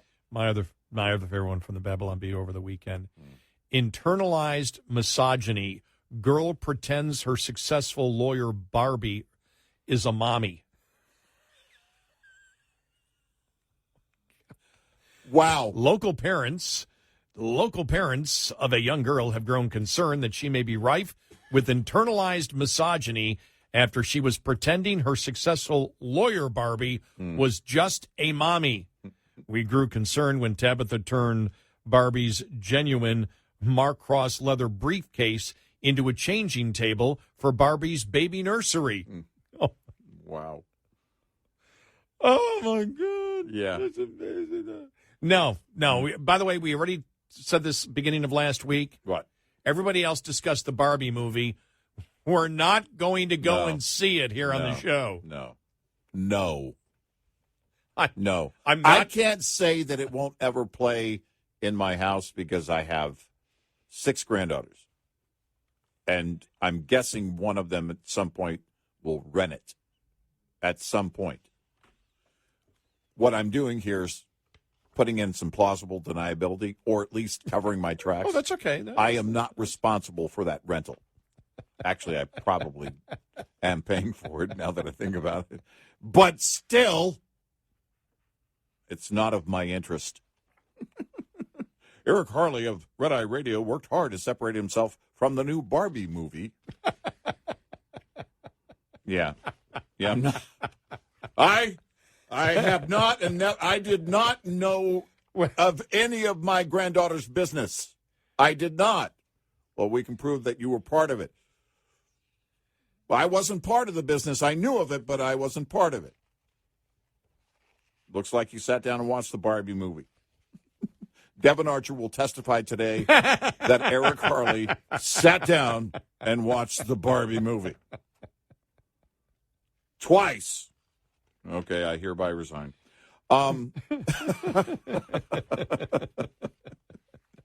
Yeah. Wow. Yeah. Crazy. Last day of July. August is going to, bring about a debate with the GOP. Maybe. If we don't melt. Well, yeah, exactly. The oceans will continue to boil. More of that over the weekend. It's just insane. It's summer and it's hot. We covered parts of that last week, but there was another story out that I want to find. Now that you just mentioned that, there was another story that didn't have to do with. Let me say this one here since we're talking about it. As I'm going through. As Gary shuffles, this is the part of the show where Gary shuffles through everything he has. Right. Ford set to lose $4.5 billion on electric vehicles this year. Ouch. Here it is. Here's the story I wanted to find. Okay. A study published by Korean scientists has thrown cold water on the idea that cutting the amount of carbon in the atmosphere will automatically lead to lower temperatures. In the study, the Koreans simulated how removing large amounts of carbon would affect the progress of local climate changes related to global warming. Computer modeling looked at the hypothetical scenario in which carbon dioxide concentrations continue to rise from present-day levels for 140 years, then were gradually reduced back to the initial levels over another 140-year period, according to Space.com. The study results suggest that the local climate in these areas would not return to normal for more than 200 years after the carbon dioxide concentrations drop. The Mediterranean range, for example, plagued by ever more severe heat waves, droughts, and wildfires, would continue to suffer and could become even drier, the study found. In the study, the researchers modeled the changes to the air circulation pattern called the Hadley cell, which transports moisture from the equator regions towards the Tropic of Cancer and Capricorn, which lie at about, they go through all the technical part of it. Yeah. My problem is when you try to model the biosphere, I don't care whether you're doing it one way or the other. Yeah. You don't know. Yeah. I mean, I understand that because models are one way, you're going to use models the other way. And I would agree. I would agree with doing it. But the fact is, how do you model what the Earth is going to do? The only model the models that I look at that I will believe are, for example, the physics models that show us going into an ice age, in another 5,000-6,000 years, by the position of our planet in relation to the gravitational pull of the sun and the moon. Those are the ones I can look at and go, all right. That makes sense. That makes sense. As to looking at the biosphere about what we put in as to what we get out, and looking at, as we did last week, looked at the story that was out there saying, wait a minute, the left picks and chooses, because if you look from 1970s till now, if you take the 70s, you look at now, you say, oh, wow, it's much warmer now. But if you take 2010 to now, no, it's getting cooler. And then if you go back to the 1930s, the 1930s was way hotter than anything that we have seen over, from the 90s until now. Well, we haven't seen anything close to the 30s going back hundreds upon hundreds upon hundreds of years when the temperature just went absolutely through the roof. for those particular years. And so I think that when you start modeling, like I said, except for physics, which to me is a lot easier proved, gravitational forces, for example, those are something that you can actually qualify and quantify. So when you look at it, it's like, okay, here's a reason that we'll probably start entering an ice age in the next 5 to 10,000 years is because of the gravitational pull of the sun and the moon, and when we orbit, and this comes around every whatever hundreds of thousands of years, where we will start cooling down. That to me makes a lot more sense, the physics of gravity, and understanding that, than understanding the biosphere of the world. Right. Yeah. I think it's just much tougher to figure out. Right. Well, and look, my very simplistic mind, get the 10-day forecast right. Then we'll work on what's going to happen between now and 2035. One of the things that we talk about, and as you point out, it's really, there are so many things. It's almost it's almost like the CBO scoring something. Well, they can only score with what you give them. So you put this data in, and there's so many variables that are out there. And this, whatever this renewed thing is, I mean, it's not new, but they're doing it again. Oh my gosh, the heat. What did I see the other day? It's so hot they're growing mangoes in, I don't know, some cooler climate or something. I'm like, and? I mean, they didn't start doing that this week. I mean, they live in the bubble, and then they write it like everything is happening today, which is exactly how they wrote the movie Day After Tomorrow. It went from, oh, look, we've got this data, to all of a sudden, all of New York City is an iceberg. And the helicopters were falling down from the sky because there was the instant freeze. That was so cartoonish. Well, here's one for you. Look at this here. All this sort of relates, all these topics. A large bipartisan coalition in the House is introducing legislation Friday that would reverse a position in the Inflation Reduction Act targeting oil and gas producers. The Promoting Domestic Energy Production Act, authored by Representatives Mike Carey, a Republican from Ohio, and Vicente Gonzalez, a Democrat from Texas, and joined by more than a dozen fellow Democratic members, would aim to ensure the oil and gas industry is able to enjoy the same tax benefits as other capital-intensive industries. Specifically, it allows companies to receive tax deductions on intangible drilling costs. Quote, American energy independence is neither a right nor left issue. Of course it is. Well, yeah, it is. It is now, yeah. Of course it is. But one that should unite us all, Kerry told Fox News Digital in a statement. Our bipartisan legislation fixes a provision with the Inflation Reduction Act that unfairly penalizes America's energy producers. Democrats are getting aboard. Why? They see what's coming. Yep. So they trying to see here. Our country must be ready to face the energy challenges over the next few decades, the Democrat Gonzalez said in a statement shared with Fox News Digital. This common sense bipartisan bill promotes our nation's domestic energy production capabilities, ensuring we keep and create American jobs, lower energy prices, and decrease our dependence on foreign energy sources. That's a Democrat saying that. Yeah. And look, these mandates that are going into place, being put into place by people who will no longer be in office when they take effect, are going to kill the economy. I look like a hero now, and then inevitably they're going to have to shift because there is no way to do it. It is absolutely impossible. The LA Times. Should we start considering cutting back our electricity usage? I didn't get any response of anybody stating that they would be willing to give up a day of electricity to save the planet. Right. Well, it's a false premise to begin with. But of course. It's bogus to begin with. Right. But to save the planet. We did ask it that way. Mm-hmm. Yes. Yeah.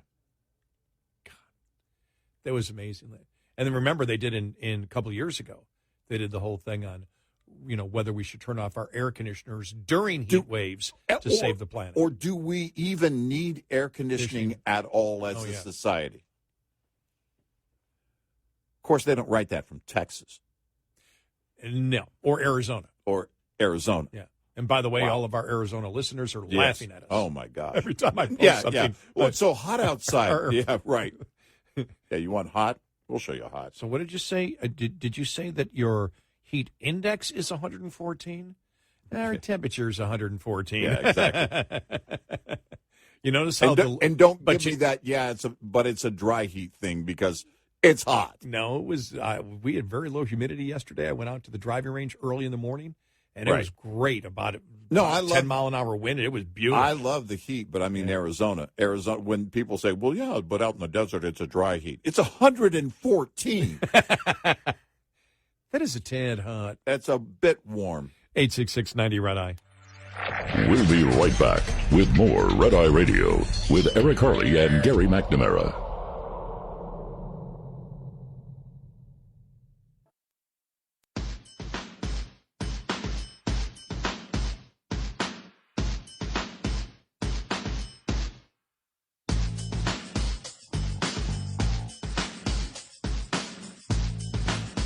It's Red Eye Radio.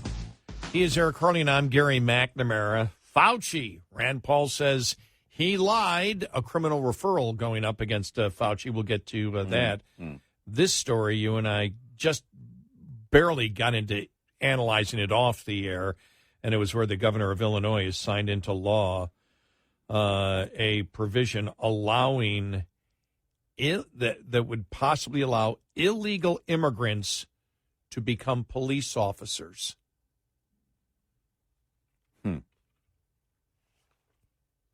That's interesting. Yeah. Constitutional challenge on that one?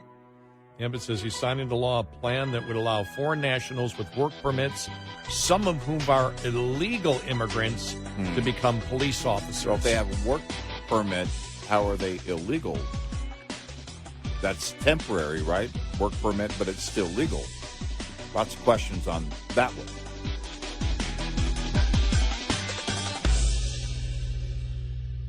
This is Red Eye Radio on Westwood.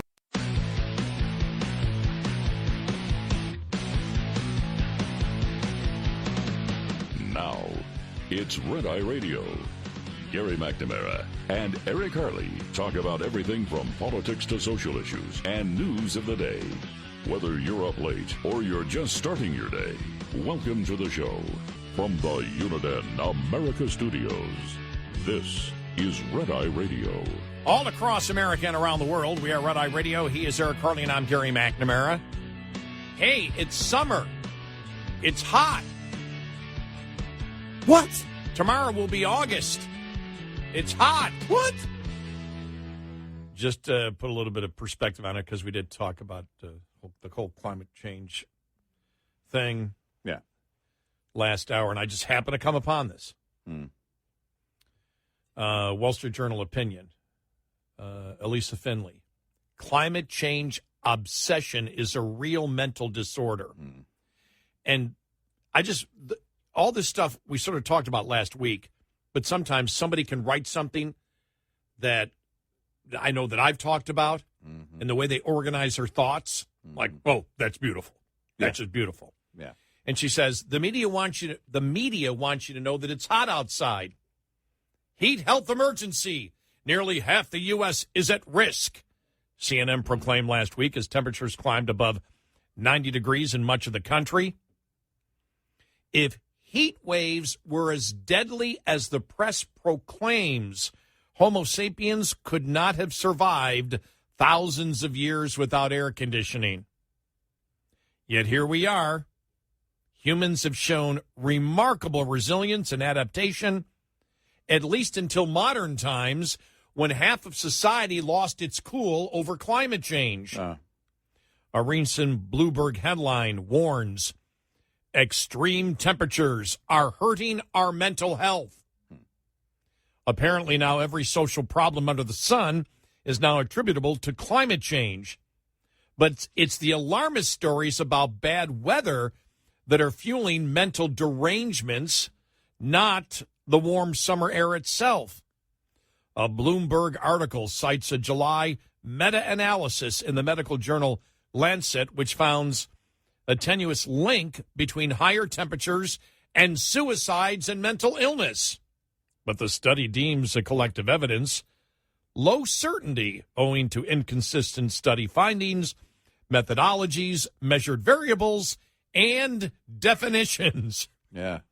The authors also note that climate change might not necessarily increase mental health issues because people might adapt over time, meaning that higher temperatures could become normal and not be experienced as unique or extreme. Well, yes, before the media began reporting on temperature records and scientific evidence for which is also weak, heat waves were treated as a normal part of summer. Uncomfortable, but figuratively, nothing to sweat about. Yet, listen to this, Eric. This is where it's leading, and boy, I relate to this one. Yet, according to the World Health Organization report last year, just the very awareness of climate change and extreme weather events and their impacts may lead to a host of ills, including strained social relationships, anxiety, depression, intimate partner violence, helplessness, suicidal behavior, and alcohol and substance abuse. Hunter could use that. I was a crack addict because the climate. It was warm out. Climate change. Climate change. In a study in 2021 of 16 to 25-year-olds in 10 countries, including the United States, reported that 59% were very or extremely worried about climate change, and 84% were at least moderately worried. 45% claimed they were so worried that they struggled to function on a daily basis, the definition of anxiety disorder. So it wasn't the current weather that they were living under. No. It was the threat of what climate change is going to do to destroy the world, with no evidence that exists there. Okay. I gotcha. Wow. Oh, once again, throw everything under climate change. And as they wrote, first and foremost, it is imperative that adults understand that youth climate anxiety, also referred to as eco-anxiety, eco-guilt, and or ecological grief. What? It is emotionally and cognitively a functional response to real existential threats, in a May 10th editorial in journal Nature explained. Although feelings of powerlessness, grief, and fear can be profoundly disruptive, particularly for young people unaccustomed to the depth and complexity of such feelings, it is important to acknowledge that this response is a rational one. No, it's not. No. The New Yorker magazine earlier this month published a 4,400-word piece titled "What to Do with Climate Emotions." What to do by a woman by the name of emotions? Gia Tolentino, a woman in the throes of such a neurosis. She writes, "It may be impossible to seriously consider the reality of climate change for longer than 90 seconds without feeling depressed, angry, guilty, grief-stricken, or simply insane. End of quote, she writes. A couple of years ago, she continued with this quote, a couple of years ago, reading a climate report on my phone in the early hours of the morning, I went into a standard issue emotional spiral thinking about it at all. We also recently had a baby whose carbon footprint likely already exceeded that of the entire villages of Burundi. I was playing whack-a-mole with my consumer desires. What is the baby doing? Smoking cigars and driving a diesel truck? She go, what the hell is your baby doing? She goes on to describe how climate therapists can help patients cope. Now, that's a degree. No. Hey, and now I'll pay for your college loan if you become a climate change therapist. Whole new revenue stream. Yep. I'm a climate change therapist. Really? See, that's a never ending. There's a line out the door. That's why I had to read this, because when I read it, I went, okay, I got to read this. You got to hear this. Yeah. Just to understand how insane it's getting. She goes on to describe how climate therapists can help patients cope. Okay. The goal is not to resolve the intrusive feeling and put it away, but as one therapist advises her to aim for a middle ground of sustainable distress. Mm-hmm. Oh, my God. Yeah. No, seriously. I'm doing okay. You mean sustainable income? No, sustainable distress. No, I mean for the therapist. Oh, for the yeah, exactly. It's sustainable, but you got to keep coming back. Yeah, right. Well, that's the whole idea. Well, because climate change is never ending. It's always changing, and it's going to be around forever. It is. She writes here, this is the author of the story, even the climate left's despair must be sustainable. Oh, man. This is when we tell you these people are nuts. Well, I could be a therapist. Why is this happening? People are lying to you. Yes. Wow.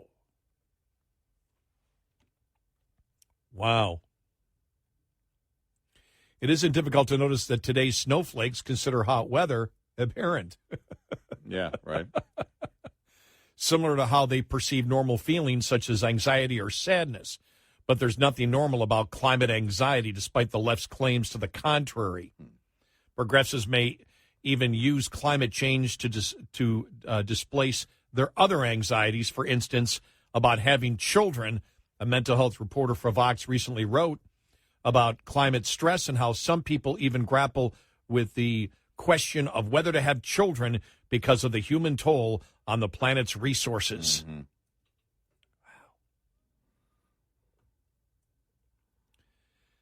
Yeah. These people they're absolutely insane. Yeah, just they insane. are. They are. And you can relate it to everything. Yeah. And, our hour is up. We'll see you next week.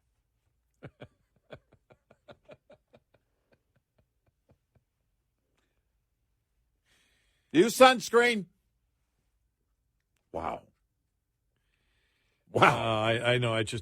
I'm thinking of the woman who played the therapist on 2.5 Men. That's funny because I was thinking of comedy. Doing the climate change stuff with Alan or something. Right. Well, or the kid. Seinfeld, Comedians in Cars, getting coffee with one of the two he did with Brian Regan, and they were talking about, the thing is about a therapist. I think it was Regan who said, if I was a therapist, I would get, at the end of it, I'd just snap out of it. Snap out of it. And then Jerry said something like, well, that would limit your revenue, right? Because it would just kind of end your business. And he said, no, because people will be lined up out the door. Like, I'm going to the snap out of it guy. Snap out of it. Well, you think about it. I mean, this is when we've talked about this, and this is why we've told Republicans over and over again, repeat the truth over and over again. Yeah. Because if you repeat a lie over and over again, you see what has happened. Yes. You see on the climate change, I understand. I actually have some sympathy for Greta. She was brainwashed at a very, very young age to believe there is no future. Yeah, that's a learned behavior. Yeah. And she, as a child, now she jumped into the arena of public ideas, and so she has to deal with the debate if she's either going to do that or not. But the fact of the matter is, there were adults in charge of her, instilling fear into her mind, into the mind of her peers, all along the way. Young people saying, we don't even know why we're sitting in this classroom. The world's not going to be here in a few years. Yep. That's an absolute lie. And we said, what type of adults brainwash kids like that they're not going to be around in 10 years? Right. And as we've stated, that's why, we've been in talk radio long enough to know all of the catastrophic predictions that have been promoted by the left on climate change over the last 40 years. Mm-hmm. None of them have come true. Nope. Not one of the catastrophic predictions has come through. Not one. Because their lies, as to your point, their lies, when you're telling these huge lies, well, even the biggest lie has to get bigger. You have to instill more fear and more every single time. Now, those of us who are critical thinking individuals look at it for what it is. You can see right through it. All you have to do is tell the truth. Well, the left doesn't want to do that. They've got the ultimate fear. They've got the ultimate threat. The world is going to end. Yeah, you're right. It is the ultimate threat. Think about it. The sky is falling. The sky is falling. Right. Oh, my gosh. It's over 100 degrees in Texas and Arizona. You mean July? Yes, but it's really hot. Have you actually been to Arizona? Have you actually been to Texas? Do you ever go outside? I mean, seriously, man. What is wrong with these people? But it's everywhere. It's not just one media that's doing this right now. It's not just one. I saw this headline, I think I mentioned it the other day, and it came up again. Someone either had shared it or whatever on social media, on the artist formerly known as Twitter. I just can't say, hey, I just X'd something, but it was a story about it will be an irreversible change in the oceans. The headline made it sound like, oh my gosh. And then it says, in the next 100 years. I thought, wait a minute. No. You guys aren't doing that. You guys are doing, it's going to happen by 2030. And I thought to myself, wow, somebody is not doing their job at the liberal media. 100 years. You can't go out 100 years. It's got to be that doesn't in make the next 10. Right. That's the new talking point. Exactly. Make it within 10 years. There's more of a sense of urgency. Yeah, no, the oceans are boiling now because it's summer. We know it's summer, but they apparently don't even know it's summer. 866-90 Red Eye. Hi, I'm Jen Loomis, a transport safety expert at J.J. Keller, and I'm here to share a tip on speed and space management. When driving, you need to manage the space around your vehicle so that there's enough space to allow you to adjust when traffic conditions change. The space ahead of your vehicle is the most important and one of the easiest to monitor and adjust as needed. One rule of thumb is to allow at least 1 second for each 10 feet of vehicle length at speeds below 40 miles per hour. At greater speeds, add an additional second. It's impossible to keep other drivers from tailgating you, but there are some things you can do to make it safer, such as increasing your following distance, avoiding quick lane changes, and slowing down. There are also several things you should do to ensure that there is plenty of space between the side of your vehicle and other vehicles. Don't hug the center line, avoid hugging the right side of the road, and avoid traveling alongside other vehicles in strong winds, especially crosswinds. This tip was brought to you by J.J. Keller and Associates. Visit us at jjkeller.com. Coming up, more with Gary McNamara and Eric Harley. It's Red Eye Radio.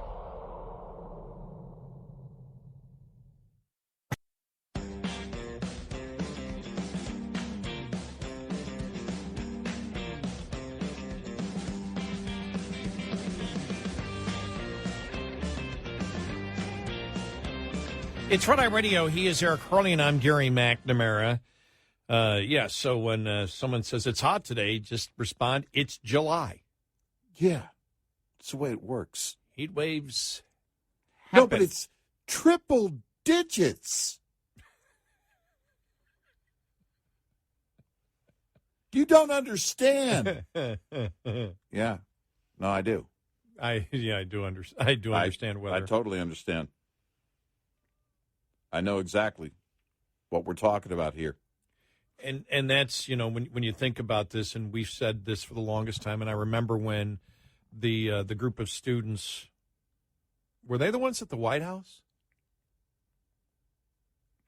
Remember the group of students one time where they asked the one, what are they, going to be taking in college? And they said, we don't talk about college. We're not going to be here for college. Yeah.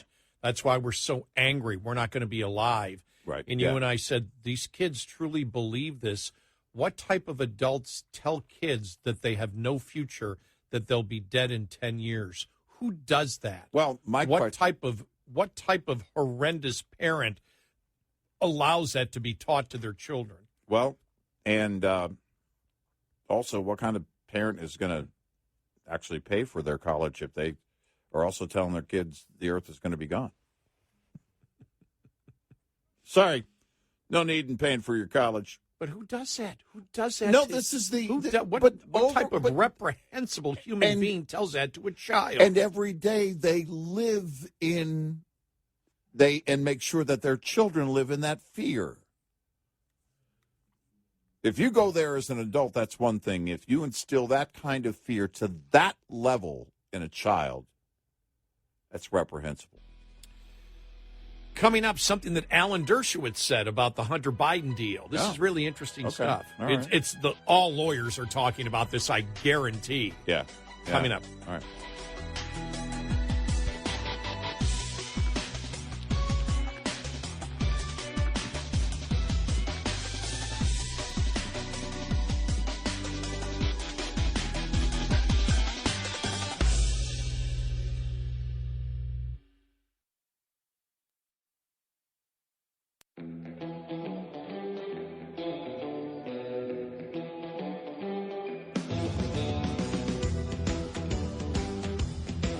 So good, you want to listen again with our podcast, available on our app and at redeyeradioshow.com. And he's Eric Harley, and I'm Gary McNamara. I guess Greta Van Sustren's on what? Newsmax or News Nation?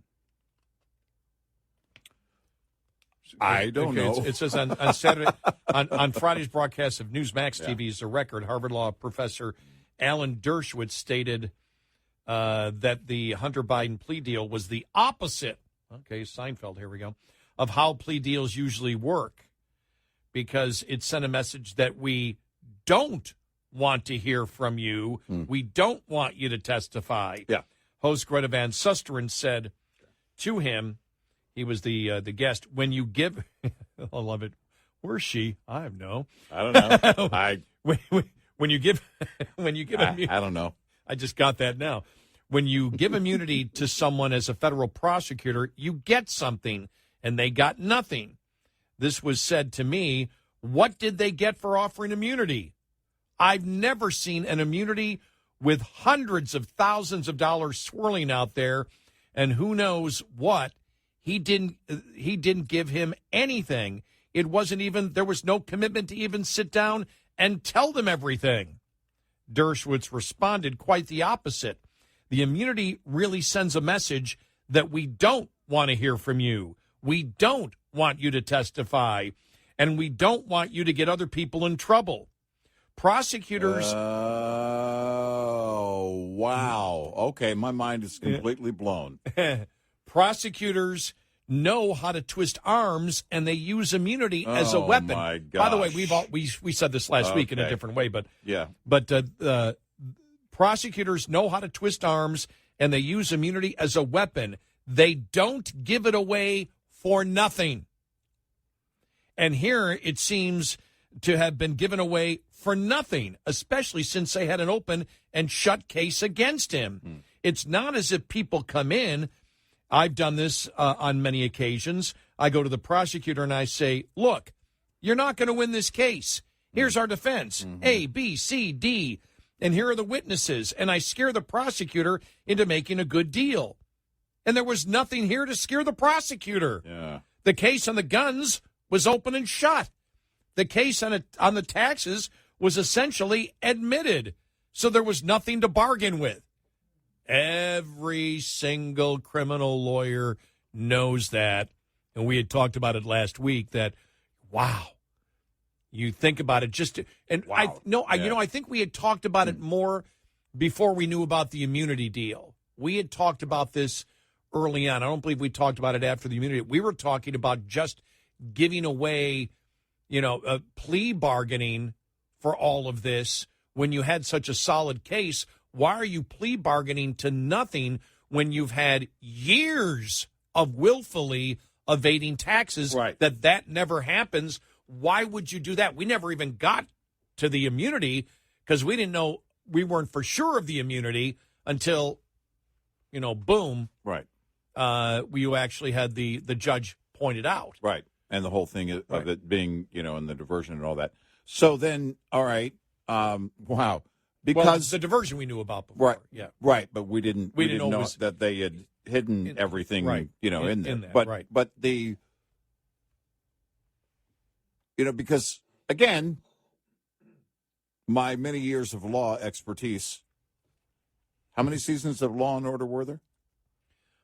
20. So I think I have 20 years of 30. Was it 30? Yeah, at least. Was it? Well, I guess if you combine all the different Law and Orders. Oh, yeah. That's what I mean. Yeah. All the Law and Do they have Law and Order shoplifting? You couldn't put that on the air now, can you? No, because they never prosecute anybody. Yeah, no. They all sit in the DA's office now with their cocktails going, looking outside going, wow, look at the gangs roaming the street. Yeah. We're up here with our cocktails. Yeah. Hey, did private security, are they all here? Yeah, somebody should do something about that. But you look at where and I guess because there's, some form of Law and Order on the air right now, whatever it is, still. But, yeah, okay. 30 years of expertise is what I have. And we asked the question many times, what is he offering? If you're the judge, aren't you going to ask, what is he offering prosecution? Right. And then you look at it and say, whoa, no. It's basically all about shutting it down, making sure. And we kind of knew that. Look, when we heard of the sweetheart deal or no deal, the idea is to bury it in the backyard. Put it in a lead box and bury it deep, and then it just goes away. But the way that Dershowitz, frames it here is very interesting. And you think about where they go, because they've got to be back in, a matter of a few weeks now in front of that judge. And I'm very, very curious as to what she's going to learn between now and then. Because remember, she was learning things in the hallway the other day. Yeah. As they were about to get started. Yeah. There's no telling what she'll learn between now and the next hearing. Yeah, she hadn't even read the Ways and Means Committee. Right. That's 900 pages. Yeah, brief that they gave her, the amicus brief. Yeah, right. they didn't even. Right. Yeah. 900 pages of documents and everything else. It was a total like 900. Okay. Yeah. Well, they said 900 from all the groups that had put in stuff. Okay. All right. To say why not to do the deal. But she did not know, what was it? She didn't know about the immunity plea till right before she walked in to the courtroom. Right. Wow. And we asked that question. What are you getting for the immunity plea? What are you getting for the plea deal? Yeah, what's the exchange? Or why are you giving immunity for all other crimes? What are you getting for this? Right. Why are you doing this? And and we had mentioned it probably a couple of weeks ago. Lawyers were probably talking about this. Why are you lowering when you have a slam dunk on the taxes and the gun? Why are you offering, if it was a mistake on the taxes, fine. Yeah. But it wasn't. It was willful evasion. Even in their counts against him, it's willful evasion, but only of a misdemeanor. You tell me who tries to avoid paying income tax for multiple years that puts on false deductions multiple years. Yeah. Where they owe hundreds of thousands, possibly millions of dollars. And number one, on the millions of dollars with Burisma, just let it slide and go past the statute of limitations. Right. And then on the rest, which is still multiple years of willful tax evasion, say misdemeanor and no jail time. Right. When was the last time that was done? I've never heard of such. And then give an immunity for everything. Right. During that time period that might come up afterwards. Right. What are you getting for it was the first question I think probably every criminal lawyer asked. Well, what are you getting for it? What are you getting? Greta Van Susteren said, the lawyers, well, wait a minute. What did they get from him? What did they get? What did they get? What do they get? Because that's how it works. Well, this is the whole thing. What we're talking about is this massive corruption scandal, and the corruption goes right through to the plea deal. Yeah. Yep. All the way up to this weekend. This is three-card money at its worst on everything, because that's what really the judge was getting at. Whoa, hold on a second. And then asking Hunter, well, if you don't have immunity, are you going to agree to this plea deal? No. Yep. How about no? And that's the important. Did they think they could do? Was it the shell game? They think they could just, okay, we'll just put it over here and, wait a minute. Were they really hoping they could just walk that through? Yes. And then she would just go, okay, boom, and then it's done, and then it's over. Had they gotten away with that, a lot of the stuff would have been closed, not politically. The GOP would still be doing what they're doing. But had that judge not brought that up, a lot of the legal stuff is gone. And I know we hear it, all the time. We've heard it. And it's, I guess, a worthy discussion. The whole pardon thing. In fact, liberal media was talking about it over the weekend. It was first question to ask. Yeah. That's the one question they cared about. Will you give a pardon? No, Right. I don't buy any of it. No. Let's go to John in Milwaukee here. John, welcome. You're on Red Eye Radio. Welcome to the show. Hi, John. Hi, how you guys doing? Good. I want to bring up, so the FBI knows that the head of Burisma had this telephone conversation with the Bidens, and he said that he recorded it. So if the FBI has known this for years, did they go to the FISA court to get a copy of those telephone conversations, and do they have that? And if they don't, why didn't they? Because they went to, for the extremes they went to try to find stuff on Donald Trump when they had no evidence. When they had no proof. Okay, Okay, number one, a FISA warrant probably wouldn't apply. Wouldn't have jurisdiction for the president of a Ukrainian energy company. FISA warrant is good for a warrant in the United States. So thanks, John. But I would agree with you. We want to know what they're doing to contact him. The question has been asked to Comer, and he said we're working on it. Well, because you have to assume that there is a foreign threat here, that it's not just about the Bidens making money. The whole idea is that the current president is compromised, and that foreign entities are in control in some way. That's the whole thing. The FBI would file for a FISA warrant, not the House Ways and Means Committee anyway. Right, yeah. It wouldn't work out. It would not work out. It wouldn't work. Lawmakers. So that would be but you want to be able to understand, because the one thing that you haven't gotten is you haven't gotten Democrats coming back, or the media, the New York Times, Washington Post, saying we have finally gotten contact with the president of Burisma, and he claims he has no tapes. Right. And everybody in the world is trying to contact him. Yeah. Yeah. Why have we heard nothing? Right. Like zero on that. Zero. Yeah. But FISA warrant wouldn't apply here. No. Right. And this is, again, we're getting this information. Now, the Department of Justice and the FBI isn't going to get a FISA warrant to look at even if they could, even if the records were here, you're not going to get that from the FBI and the Department of Justice. No. Not the way that they're acting. No. So, no, and Congress can't get a FISA warrant. No, that would come through the DOJ. Right. FBI. 866-90-RED-I. Lines open for your calls.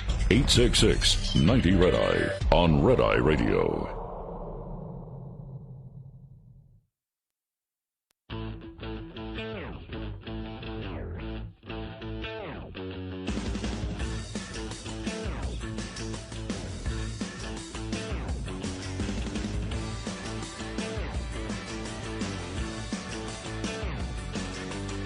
It's Red Eye Radio. He's Eric Hurley, and I'm Gary McNamara. I just was reading Miranda Devine in the New York Post, and she was saying that Devin Archer hopes to get, when he testifies, he hopes to get a letter from, the leaders of the Republican Congress to the judge, saying that he's really helped us in our investigation here, right, in hoping of getting home detention instead of prison for a year.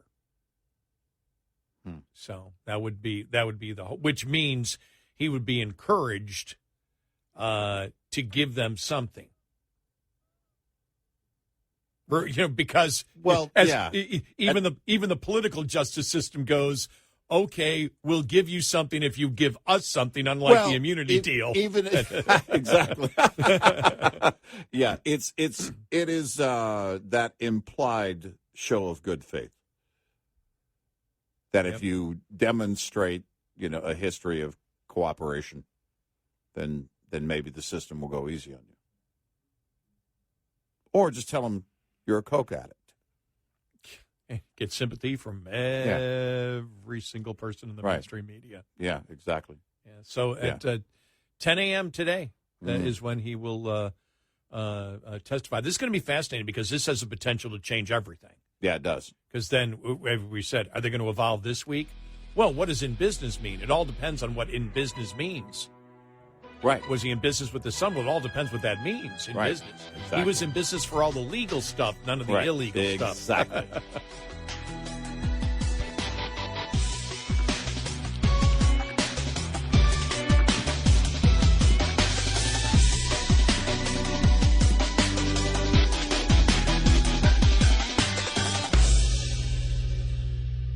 This is Red Eye Radio on Westwood One.